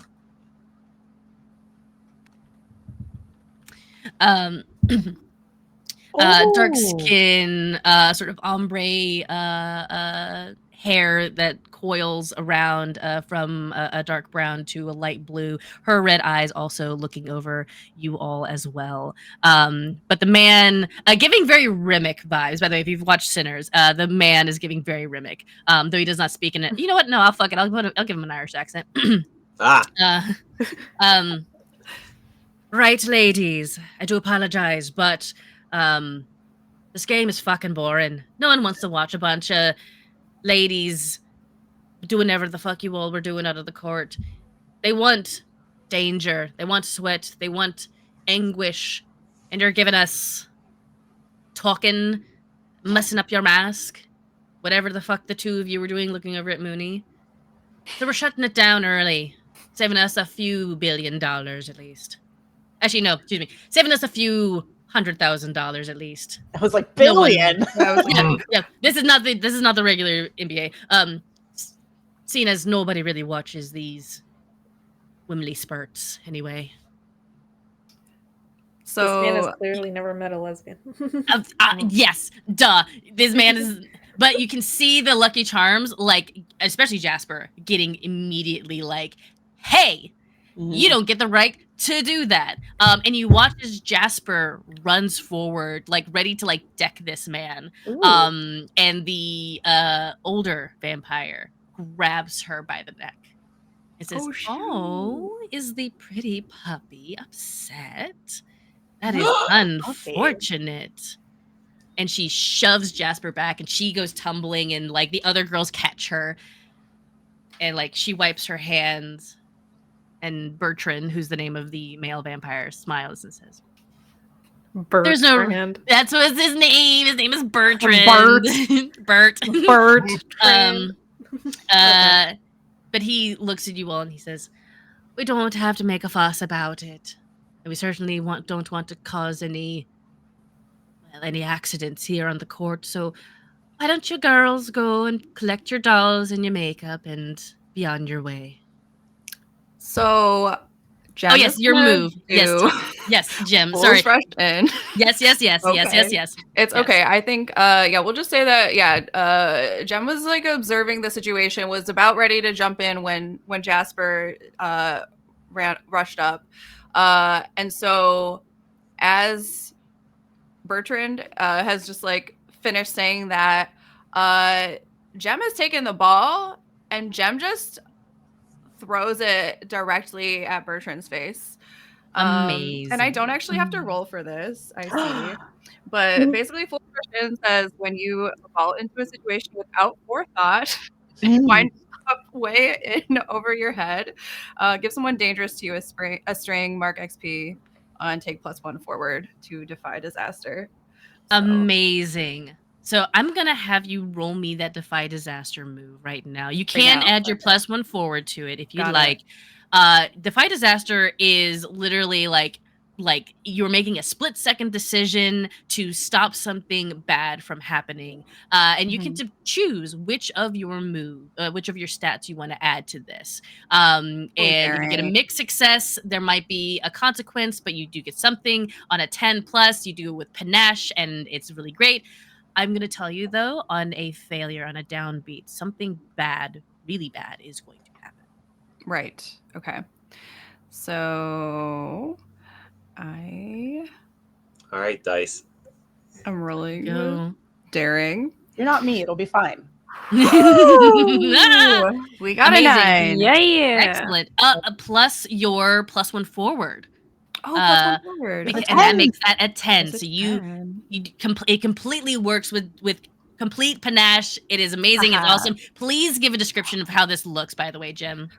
Yeah, so like it's a dance, Jem just kind of like swoops in, like scoops up the ball with like just one fluid motion and just like shoves it forward through the air into Bertrand's face, and they say, maybe you could use a little bit of makeup. And Amazing. Yeah. You knock him back. The basketball hits him, and this is gonna be very funny. He comes forward, and the ball is stuck on his fangs, and there is an immediate roar of laughter from your team, from the Lucky Charms, and the other vampire woman pulls the one with streaks in her hair pulls that off, but you can tell that Bertrand has taken the condition. Nice. He's angry. How dare Ooh. you? Did you use your arm to do that? How dare I piss off a man? How as dare a you piss off a lesbian? man? Sorry. Oh yeah, good point. I think actually, so yeah, Gem is, I forgot to describe them. They as having a prosthetic arm. Their left arm is prosthetic, which you might not notice right off the bat because, as I mentioned, they're heavily tatted. So there's also like lots of artwork on their prosthetic arm. But they've just used their existing biological arm. Biological arm, Bio arm to do the throwing. Yeah. But thanks for catching that. Yeah. As you throw the ball, it catches Bertrand. The clink of your friendship bracelet kind of catches everybody's attention. And Bertrand looks at you all and says, "All right, if the girlies want to fight, I guess equality. Let's all get into a bit of a fight." And he steps down. Magnolia, the older vampire woman, steps down along with him. It's just like, "Oh, you all should have gone home to your tea sets." Henrietta, the one that looks a little hesitant, looks and she says, "Come on, we can just head back to the coterie and it'll be fine. They'll leave." And Bertrand turns to her and says, "You do not get to talk like you don't get to talk like that to me, love. Now either fight or would you rather go back to being a nobody thin blood?" You watch Henrietta put her head down and she scurries off the platform. And this is how we will start combat. So the way that combat works in Thirsty Sword Lesbians, you do not roll initiative. It is like whoever wants, essentially very much like improv class, whoever wants to take the scene, you start first, and then you pass, literally like a ball, pass it to the next person. Everybody gets to go. I don't get any moves. I just react to whatever your characters do, and only on a 6 or lower do I really get to like do anything in this combat. So who would like to take the reins here and kick us off? Because these vampires are going to fight you. Can I? Mooney? Yeah. Absolutely. All right, actually, can I use Tenacious Purpose? Absolutely you can. All right, the goal that I want to fulfill is defeating these vampires. Amazing. 100%. Kicking them to the curb and other violent phrases. Mooney, I need to know, do you, because also like you can just transform. It like only feral goes. Yeah. So the thing about being a beast, like you're trying not to transform when the situation doesn't call for it, but you can always transform. You can always go feral if you feel like it is applicable to the scene. It does say which you can assume it will. Yeah, absolutely. So if you would like to, you will increase your feral to 4, and you will transform into your bestial state. And honestly, what better time to do it than to fight some fucking vamps? Sure. Where do I increase the feral? At the left-hand side of your character sheet. Yeah. I see it. Yeah. All right. Well, I guess I'll go feral, and then I'll also use Tenacious Purpose. So we'll start with, I guess, feral first. You transform. Go ahead and roll your daring for us, please. Where do I roll? Daring? Yes. Okay. 8. Okay. Choose one under your transform move. You are in harmony with your beast and may clear a condition. You are magnificent and little escapes your notice. You gain leverage or an opportunity with a monster. Pain is nothing to you. Ignore the next time you would stagger while transformed. Stagger is a reaction that I do to you. And you can move in ways no ordinary person could. What does that last one mean? I will give you +1 forward on Defy Disaster. I think I'll do pain is nothing to you. Sick. Amazing. All right, I'll make that 4. Hell yeah. And then please, tenacious purpose. You may ask the GM once per scene how you would could advance the goal in a way that violates civilized norms. Like, well, I imagine turning into a giant monster might violate civilized norms, but do you have anything? Oh yeah. Transforming into a monster absolutely like breaks conventional norms, and you do hear a gasp from the audience as they begin running out. The vampires do take a look at you, a little more calculating now. So you take the plus. So you have a +1 forward here, but you're also gonna have a +1 forward for defying disaster when it comes up. Actually, no, it won't be defying disaster. It'll be the your next fight move. You get a +1 to that. All right. What do I mark? Do I mark a forward? Yep, mark a forward. Do I just press on the forward button? Mm-hmm. All right. Excellent. So you transform. By the way, Mooney, if you could please give a description of what your transformation is. Alrighty. So normally Mooney kind of looks, like a half human, half cat hybrid looking thing. But as she transforms, becoming larger and more monstrous, her form also becomes a bit chimeric. Her tail goes from fluffy and bushy to like a long, thick lizard's tail. Her legs go from, pod kind of and fluffy as well to more of a like the legs of like a moose or an elk or something.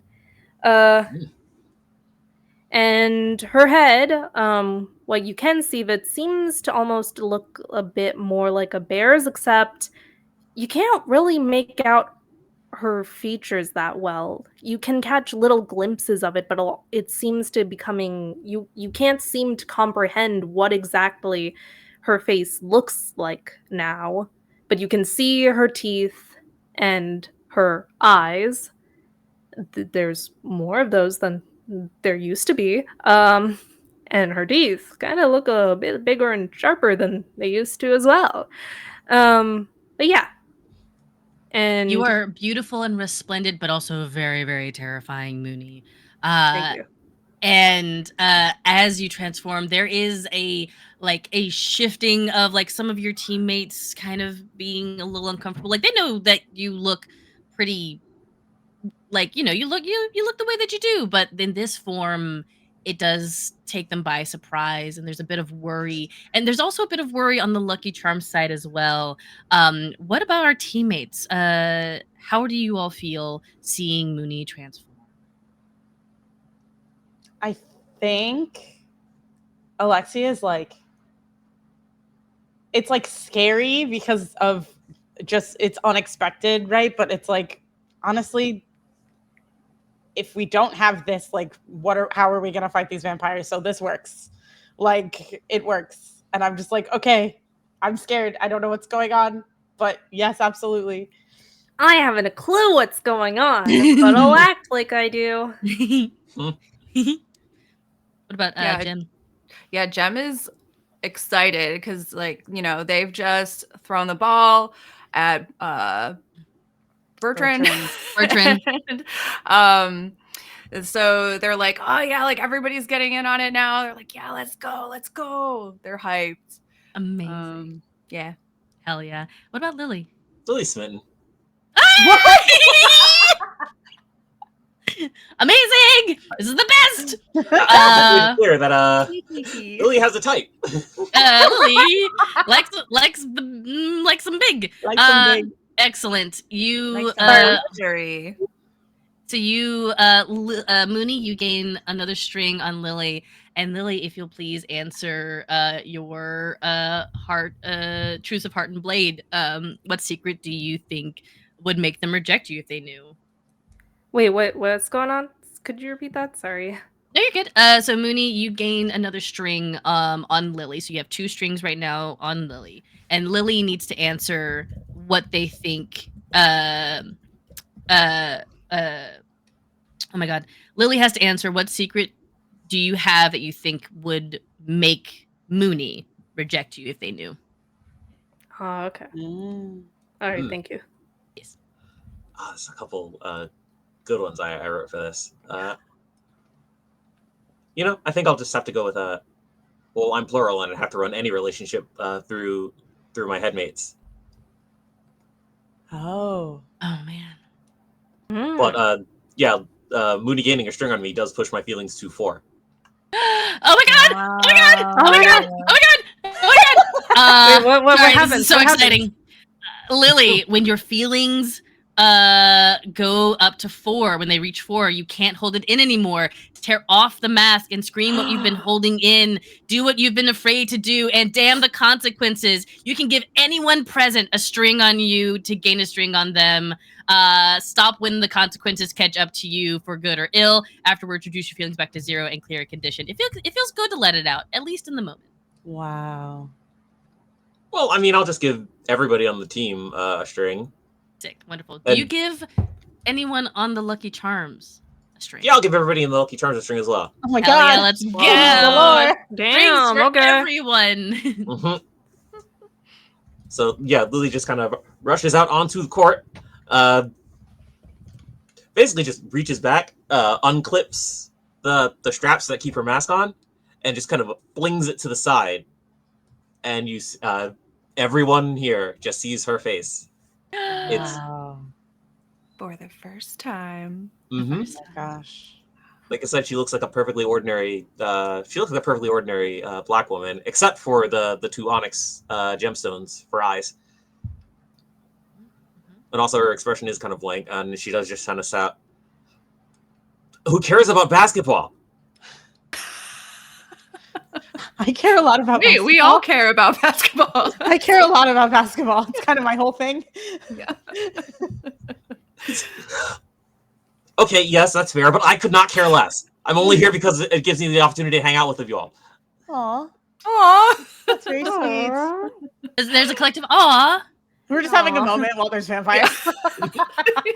Amazing.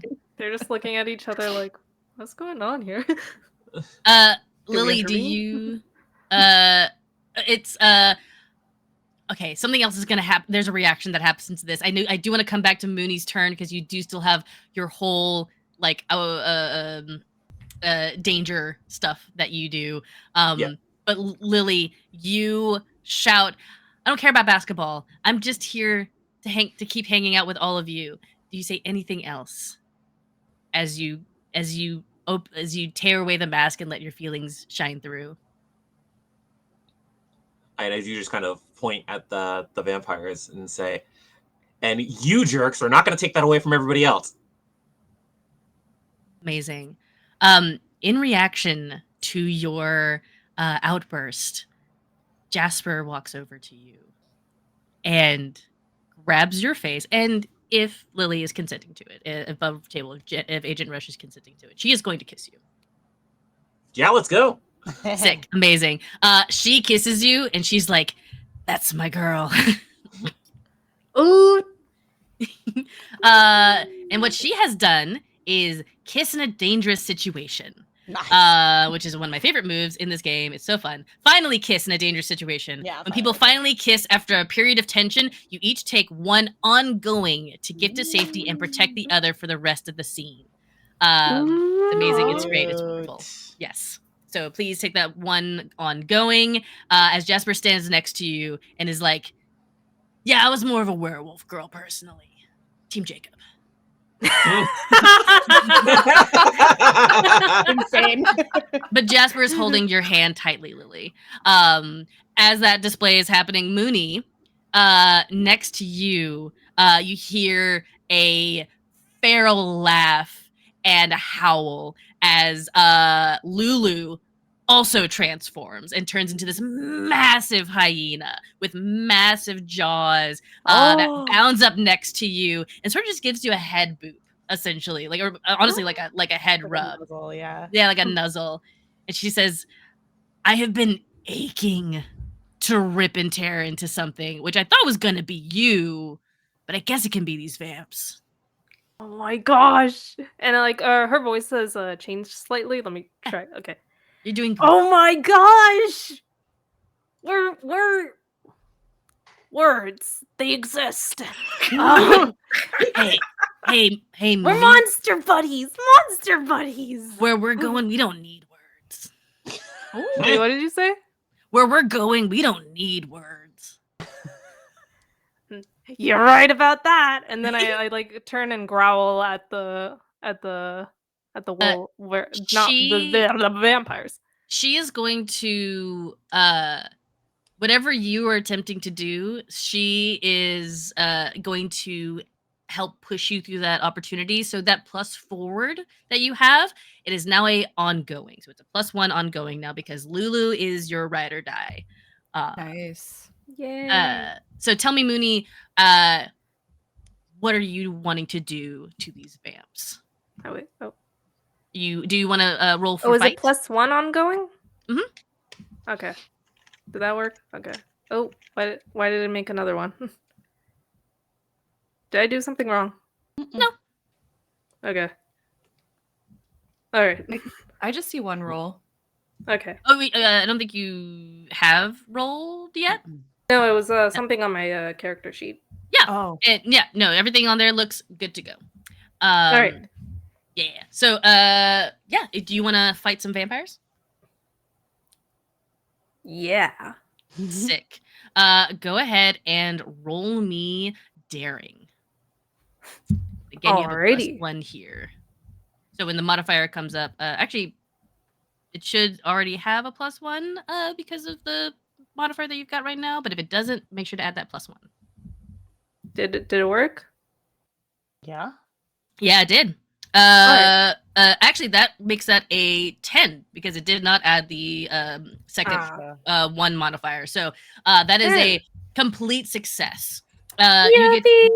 You get to choose 3 from the fight section, similar to what you did last time, and they will get to apply 1. So, what would you like to do?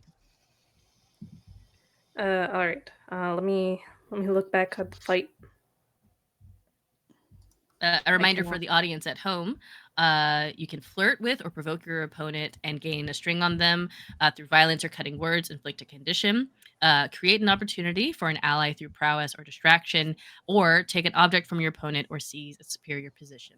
By the way, the rules of Thirsty Sword Lesbians, you have 5 conditions that kind of act as your hit points. The more conditions you have gained, the more injured you are. And once you reach 5 conditions or less, depending on the opponent you're fighting, they will run from the scene in heartbreak or in anger or in frustration. So that's how combat works in Thirsty Sword Lesbians.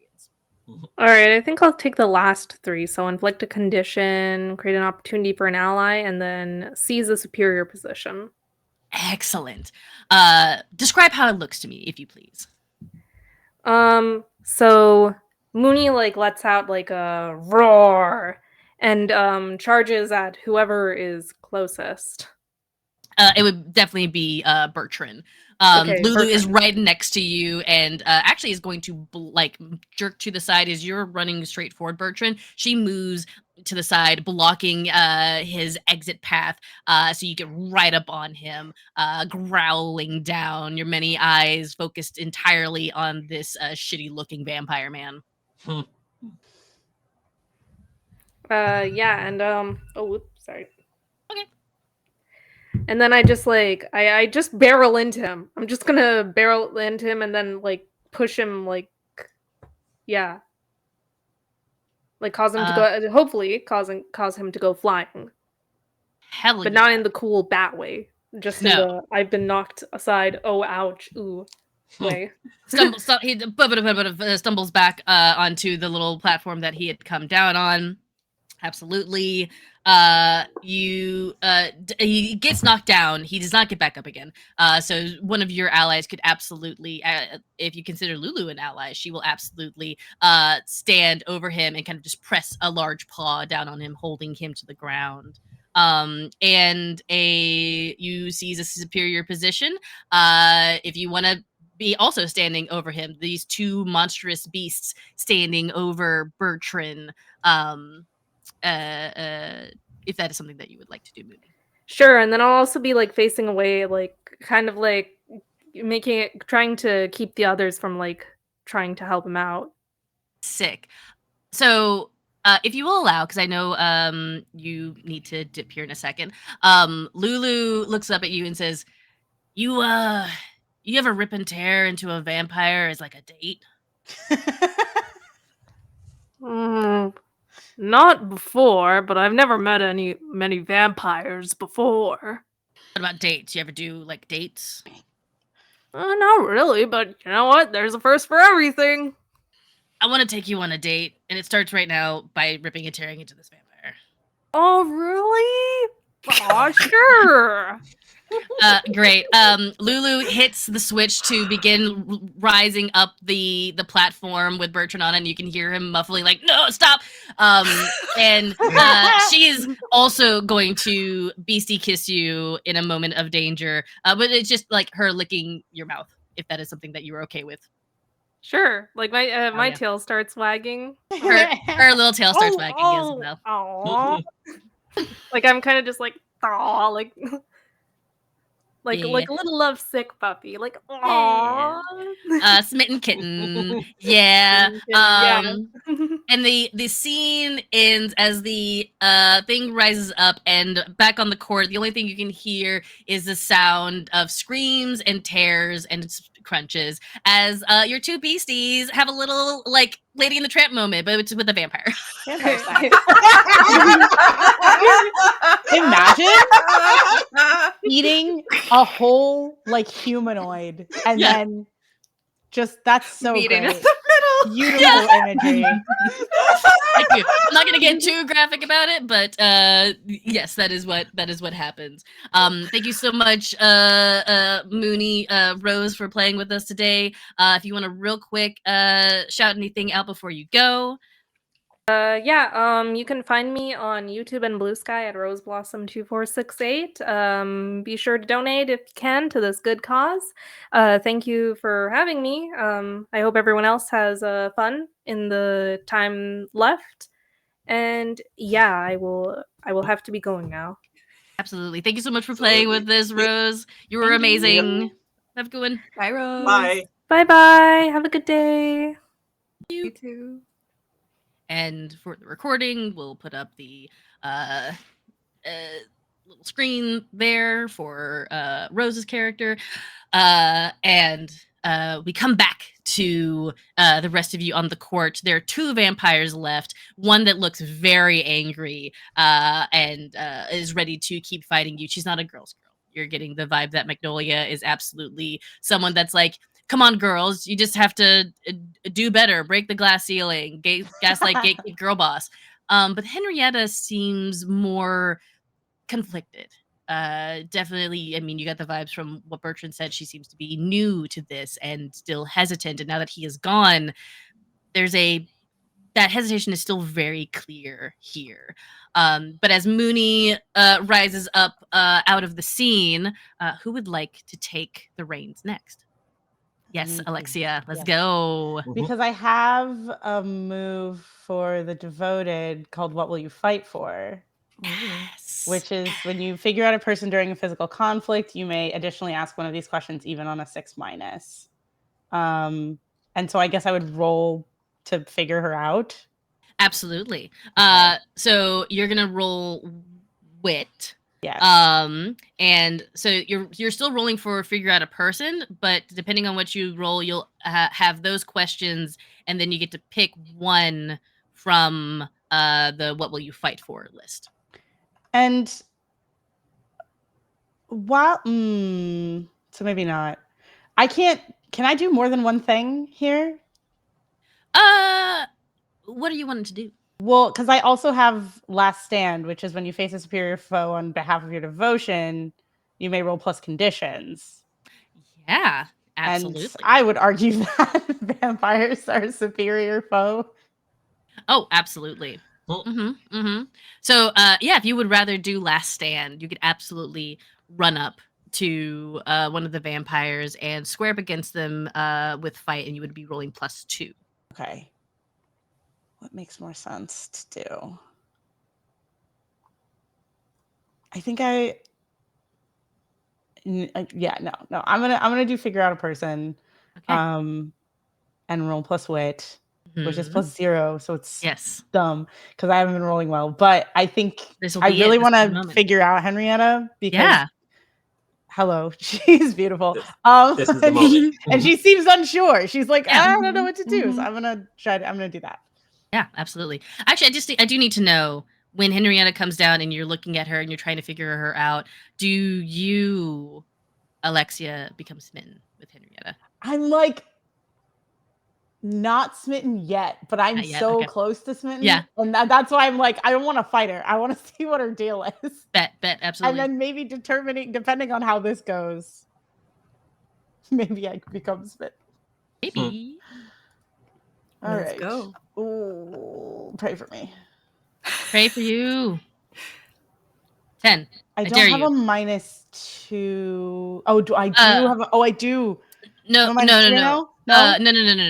Because one is for emotional support and the other one's for entice. Neither of these are for Okay. figure out a For wit. person. Oh, Yeah. phew. Oof. No, wait, stop. Hold on. Wait. Why? I'm Did it? waiting. Oh no, it didn't. It didn't give the -2. Damn it! So that is a downbeat. No. Wait, do I have +1 forward still? Yeah, from the emotional support. Yes. From you have the that. Yeah, then that would be added Changes to that to as a well. So that makes it a 7. 7. Let's Okay. go. You did it! We did it, everyone. Yay! Oh. Amazing. So yeah, with a 7, squeaking right under the line. That's But also very- Henrietta is pretty easy to read here. And so you both get 2 from the figure out a person, but she will get to ask you 1. Mhm. And then you also get 1 more from the what will you fight for. Okay. Oh, okay. How could I get you to turn on Magnolia? Amazing. By the way, do you run up to Yes. her? Like how does this look as you come up to Henrietta? Yeah, I think I'm gonna approach her sort of like cautiously Mhm. because she is a vampire. Yeah. But like, and like, how tall is she? She's so small. She's Oh, like she's so she's like little. well, I mean, like small in comparison to all of you tall baddies. She's like 5'5". Okay, I mean that's pretty small. Yeah. Yep. Yeah. Okay, so then I probably won't approach her that cautiously because Mhm. I mean she's a vampire, but like she's smaller Yeah. than me. Yeah. So I'll probably just kind of like stride up to her while people are distracted by the Yeah. Bertrand being Yeah. lady. I'm so glad you enjoyed that imagery. So crazy. I love it so much. And I'll just be like, you saw just what like that just happened to him. You come up and you point that out and she goes, "Oh, I'll fight you." Okay, hey. Maybe not, right? We don't have to. That guy is currently being eaten by 2 beasts. So I didn't maybe. know they could do that. Hey, and me neither. We're all learning stuff today. Can you transform into a scary thing? She like opens her mouth to show off her fangs, which are like, I mean, they're elongated, but they're not nearly as like long and devastating as Bertrand's were. Yeah. And again, she can tell that she is so scared. I can't turn into a beast. But, Or a beast on the court, though. I didn't say that. I'll fight you. You don't have to fight me. We could do so many other things. That would be maybe more fun if you come on over here. Leave that lady. She seems insane. You could just Magnolia? I mean, mhm. she's the well, besides Bertram, but he's spaghetti noodle right now. She's the only she's the Mhm. only other vampire I know, and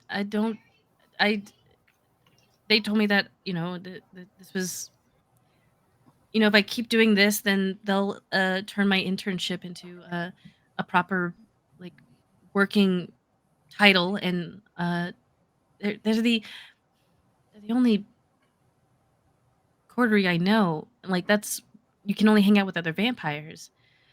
Who said that? They did. They want you all to themselves. But you don't like vampires. I mean, I don't like people who are trying to shut my sport down. But like, Oh. you're like I pretty I cute. really like watching your game. It was really intense, and I thought it was fun. I'm not at my best today. You should see me when I'm like really in it. I watch all of your games. Oh, do you? I'm a huge fan. It's why I decided to work with Bertrand and Magnolia, because I've always been a huge fan. I don't want to turn on Magnolia, but if you promise that you won't leave me, not like leave me like that, but not just like kick me out on the curb, or that sounds, and like she touches her face and she's like turning red, as much red as she with her very, very dark skin can, but she's like, I not like that, but just don't. I I don't want to listen, be alone. yeah, and that's so fair. We have a pretty good vibe going with our team. And, if you promise not to like eat any of us, then I think we could make something work here. Okay.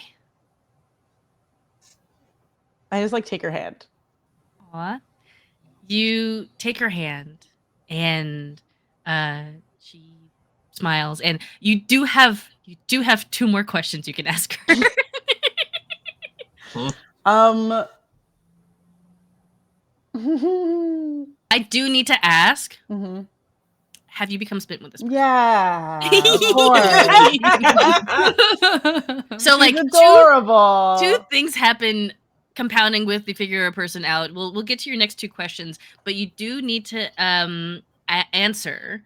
My heart is not mine to give. So you give them a string, and then you need to answer the question: how does pursuing them conflict with your devotion? Ooh. Oh my God. How does pursuing them conflict with my devotion? I mean, it's not the team, it's not basketball. It would be doing something kind of for myself, which I Mhm. don't particularly do very often. So I think that's the conflict there. It's like being maybe a little selfish for the first time. A little selfish for the first time, but you do have another move for the devoted. What's best for them? When you're smitten with someone, you may treat them as a subject of your devotion. Also, when you take an action to help them be romantic with somebody else other than you, Mark XP, that I'm not is doing that. we're not doing that now. I'm not doing that one. I was about to say that ties into something I have planned, but continue. You take her hand and you feel that, like, and she's a fan of you and the team. Mhm. How can you not pull her in and add her to your devotion? What are the other 2 questions you would like to ask? One more from figure out a person, and then the other one from the physical conflict. God, I don't even know.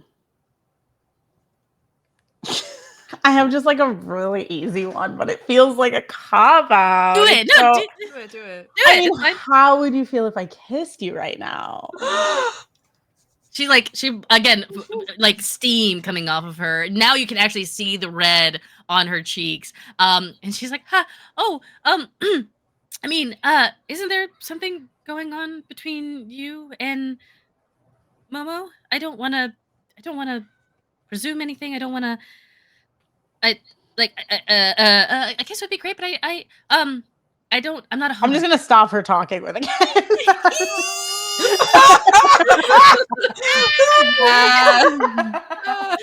Yes, so good. Oh my god, you kiss in a dangerous situation. Mhm. It's amazing. You feel her fangs nip a little bit at your lips as she is just like completely smitten.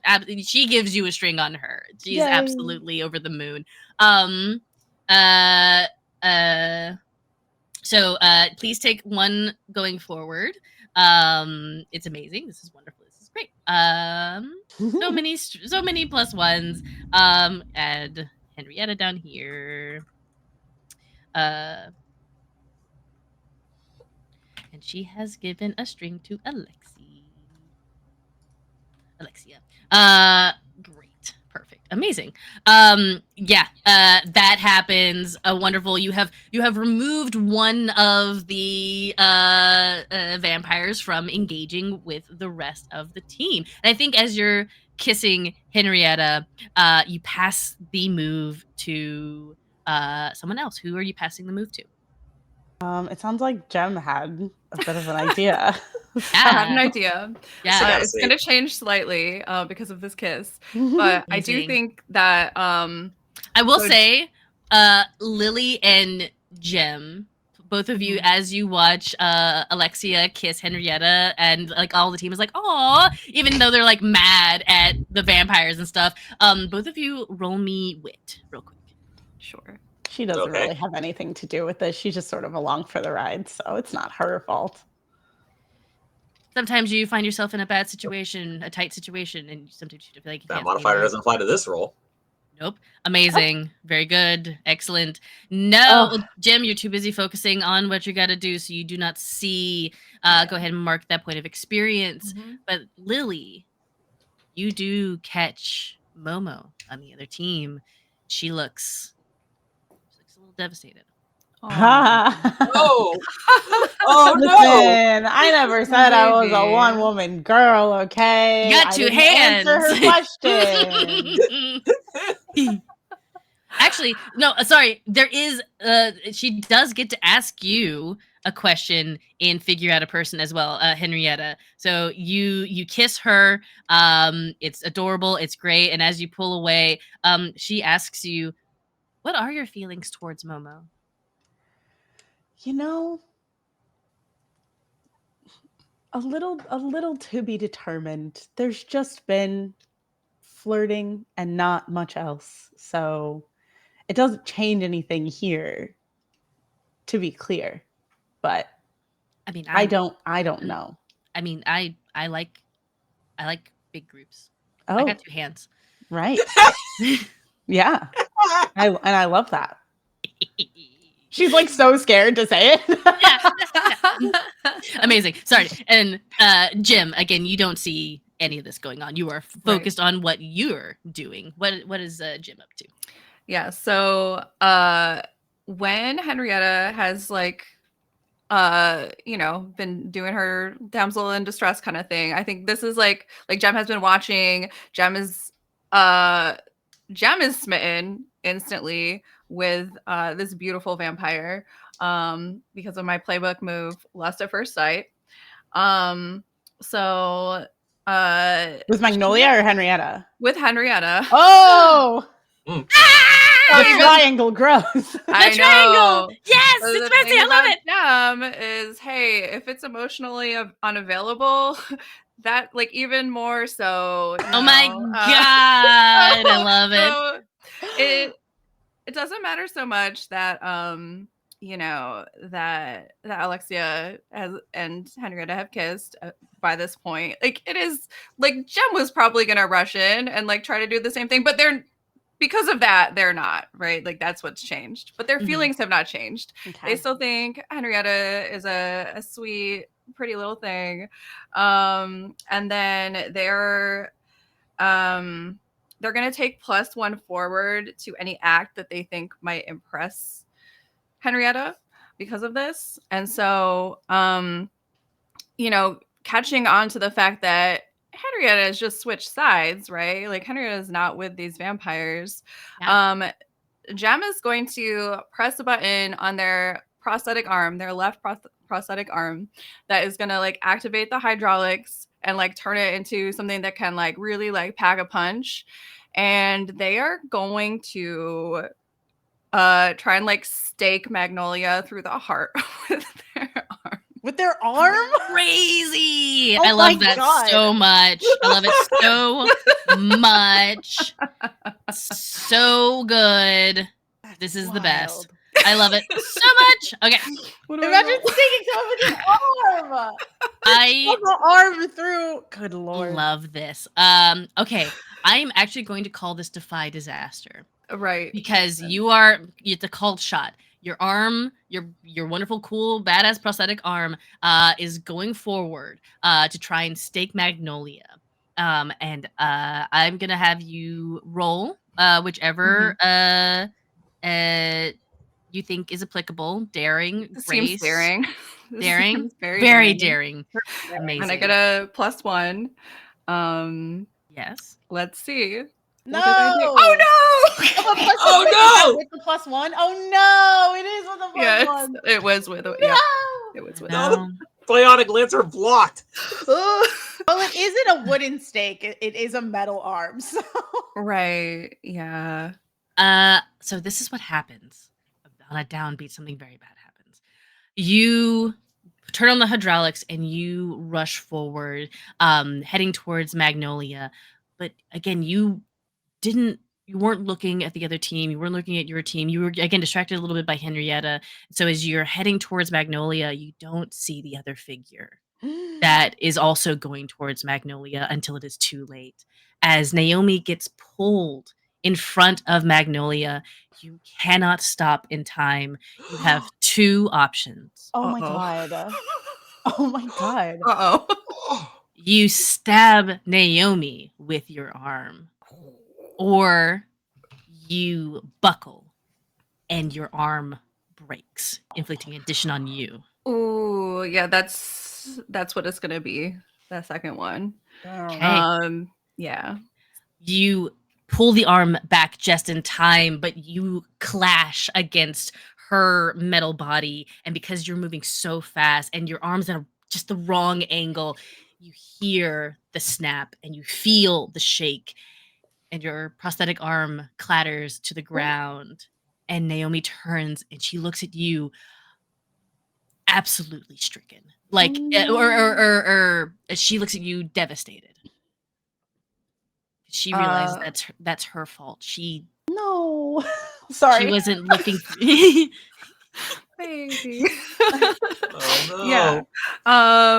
Okay. I think also like the force of this impact has kind of Yes. like knocked Jem back, and like so they've also fallen to the ground. So just like in a very vulnerable position, like looking up at Naomi. And I would they're like you to also mark a condition. yes. Whichever one you feel is applicable here. Either maybe secure, insecure, hopeless, I think frightened. maybe frightened. Hey. Yeah. Oh, what's up?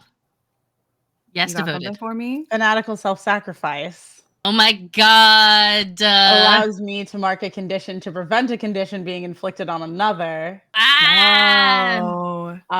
And I can mark XP, and I can only clear that condition by taking the associated destructive action. I don't really know what that means, but So Yeah. you can clear conditions by with emotional support, but there is also the destructive way of clearing a condition. If you actually roll over the conditions, it'll to clear. Okay. So for like to like frightened, to clear the condition, you have to run away and leave something important behind. Got it.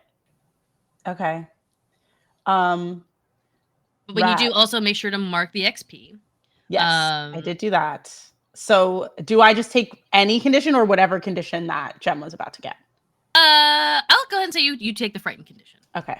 You do take that. I think that's fair. Seeing my teammate get gravely injured, I think that would be extremely frightening. Yeah. So, Jem, you do not take the frightened condition but your arm does clatter to the ground, And Naomi looks at you, and she looks devastated, but she touches your arm, your left arm, where your prosthetic has fallen off, and she says, "We can fix this." I'm just gonna And like For a nod. split moment, she's not just talking about your arm. Oh. I'm just gonna like lock eyes with Naomi and like just give like a knowing smile and nod and be like, "Fuck her up, babe." Yeah. She actually she leans down and she picks up your arm and she cradles it and she says, "No, I'm gonna take care of you first." Oh. She has We turned can her be back. thirsty and gentle. We can be, absolutely. Of course we can. Yeah. But she picks up the arm and she is going to offer you emotional support by she welder goggles come down, her hand flips into a welder's fire and she fixes your arm. Oh my god. Wow. Yeah. Great. Hell yeah. What a woman. That's hot. I know. Yeah, Pretty truly. hot. So you can mark experience Okay. or clear a condition or take +1 forward or gain insight from the GM. I'll mark XP. Yeah. I have a quick question. Yeah, what's up? This might not come into play, but my fanatical self-sacrifice says also your conditions only cause a -1 penalty to the associated basic moves instead of -2. Is that even the conditions I got previously? No, that is only to frighten. Okay, just frighten. Okay, cool. Yes.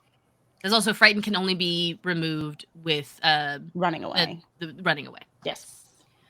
But I think as Jem is getting a little TLC, Lily, you were the final one here with the final vampire. What do you think Lily would do? Well, it sure sounds, a lot Magnolia happens. sees that going on and she's like, okay, I'm gonna try to tiptoe away. A lot has happened. She's gonna leave. Well, Gotta leave. Yeah, she's a coward. That's hilarious. I mean, that's perfectly fair after everything. But I think what happens is, it sounds like a lot has happened very quickly, which means there hasn't been any attention on me for a bit, which is just the way I like it. Well, that's not true. There is some attention on you right now. Jasper holding your hand, who's there to offer you support. Okay, that's fair. All right. Well, I'll turn to Jasper, give her another kiss, and then say, "Be right back." So I'll take my hands, clap them together in front of my face. As I pull them apart, a digitized sword appears in between them. I forgot this is a lesbian game with swords. Whoops. I was wondering if we could have swords. You can. That's the whole there's a whole thing of describing your sword, and I forgot to do that. I'm so sorry. My sword is my arm. Okay. That's Yeah. right. I was like, I just have a sword. But I wouldn't bring a sword to the basketball game. Everybody has a sword at the basketball I game. gotta talk it out. Yeah. That's okay. That's okay. Amazing. Digitized sword. Sick. Badass. Please continue describing it. Mm-hmm. And in addition to her new sword, there is a blue visor around her eyes. It's in the same digitized avatar look. Like she just kind of pulled it out of cyberspace. And then just turns, takes a step, and dashes forward much faster than it seems like she should be able to, straight toward Magnolia, and trying to bring that sword straight through it. Amazing. You do so. Please roll me fight. Either daring or grace. I'm going with grace because that's my good one. Yes. You do have a +1 from Jasper. I was just about to ask. Yay! Oh, a 9. Nice. Stunning. Hell yeah. So you get to choose 2 from the fight section, but then Magnolia will get to react. Okay. Well, I mean, definitely through violence and cutting words inflict the condition. I don't think there are any cutting words here. Just a cutting sword. Cutting sword. Yep. and I'm going to take an object from my opponent or seize a superior position. Hmm. And even what happens is after that slash straight through her, the sword kind of like the pieces like flip, and it breaks up like turns into like a whip, like a Ivy sword from Soul Calibur, if you're familiar with that. Yes. And then just wraps it around Magnolia. Amazing. I think you wrap it around Magnolia, and you wrap it around her, and the thing that falls out that you take as you seize the superior position is the deed for all the NBA WNBA teams, and in the clause of this contract, again, I'm gonna make it a little goofy here. It's fine. I know this not normally happens, but again, there's vampires. It's fine. In the clause, it says, "Finders, keepers, losers, weepers. Should a new owner lay hands upon this contract, you will have full control of the WNBA and all of its subsidiaries." I love it. That's so great. Oh, hey, what's this? And you watch as Magnolia goes, "No! That's ours! We're the one that gets to benefit from your labor. How dare you!" Well, not anymore. She says, "This isn't the end." And she will turn into a bat, letting the whip fall around you, and she flies away. Oh, Dang it. She is a coward. She absolutely is. But Ooh. with the deed in hand, absolutely, Lily, you have control over what happens next for several teams, or you can hand it off to who you think might be more responsible than you, though there's not many that are more responsible than you. Coach Kehlani. It's funny. I was looking at Alexia. Oh. I was considering. Pillar Yeah. of our What? team. Wait, that's so fun. I mean, I guess this voted, yeah. Yeah. But with go ahead. Yeah. So I will, with Magnolia gone, I will take the contract. Basically, quietly sidle up to Henrietta and Alexia, and then once I can get a word in edgewise, I'll say, I don't really care about basketball, but I want to keep hanging out with y'all. So I think you can handle this better than me. And I'll take the contract and look at it, and just be like, well, okay, so thank you. That's really kind to believe in me. I'm okay, and I'm just like starting to panic. I think I'm like, I can't do this. I can't have this. Henrietta puts her hands over yours on the deed, and she says, "You don't have to do it alone. I'm here." Okay.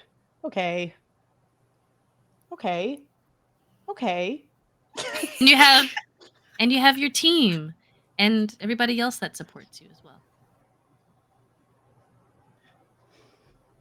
I genuinely don't know what to say. I'm just I'm baffled and scared. Have you considered unionizing? Oh, yeah, we should definitely do that. We We should can absolutely build a do that. union. Absolutely. Yeah.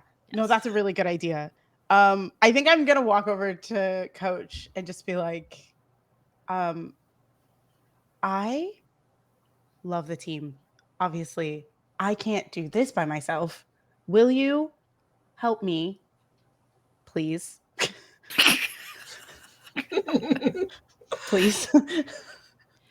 And she takes the deed and she says, "Even a statue still needs repairs and a good foundation. So yeah, of course, whatever you girls need." Thank you. Mhm. Thank you so much. I'm so scared.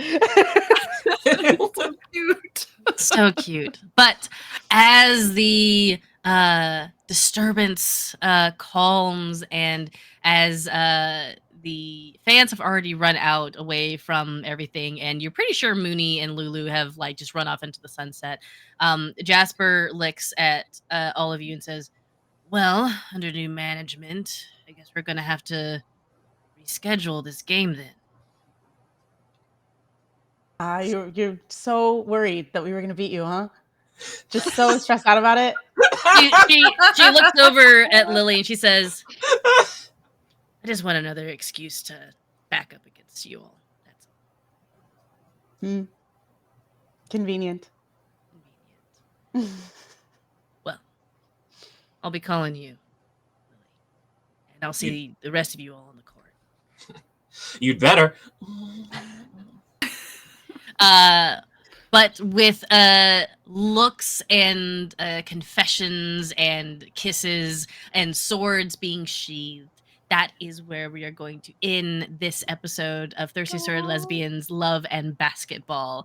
You guys defeated the evil vampire overlords. Yeah. Love prevailed. Yay!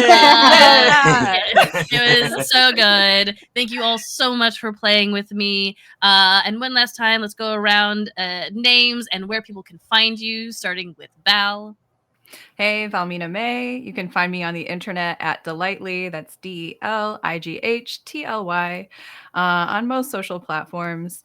And you can also catch me on the Twitch channel Don't Kill My Character, where I play a vampire named CL for Vampire the Masquerade campaign. Yeah, different vibes from here. Although she is a menace. But yeah, I'll pass it on to Agent Rush. Hey everybody. Once again, I am Agent Rush. You can find me on Blue Sky at agentrush.bsky.social. And I'm also a cast member of the podcast Can You Roll Me a Vibe Check? I play Lyra Gadre, the Infernal, in a game of Monster Hearts 2. And Taylor. Tay. Hello, yes, I'm Tay. I'm trying out Tay Marie, and that's feeling fun. So that's what I'm going by, at least in like TTRPG spaces now. And you can find me everywhere at Taycro, TAYYCRO, on basically all social medias. I'm also on Twitch, twitch.tv/it's Taycro, and check out my not D&D or TTRPG related podcast. It's called The Lost Years, and it's a Boy Meets World recap podcast in which I have seen every episode and my co-host has not seen it. We are coming on the end of season 7, so you have tons of time to like catch up and binge before we start Girl Meets World. But yeah, feel free to check that out. And thank you so much for having me. And I was your game master today, Nikki. You can find me online at Nikki, the Wigged DM or the Goblin GM. I run professional games over on startplaying.games. And if you want to play Thirsty Sword Lesbians, I run a bunch of that, as well as Monster Hearts, Dungeons and Dragons, Call of Cthulhu, several other systems as well. And thank you once more to BIPOC Vampires, to remember to donate to the charity to help with sickle cell anemia. And finally, thank you to our amazing producer, Spunky Taylor. You're amazing, stunning, all the flowers for you, and all the other producers that have helped out here today. I hope you all have a wonderful time. Enjoy the next stream or the next episode that comes up after us, and have a good rest of your day. Keep it thirsty, keep it messy, besties. Bye.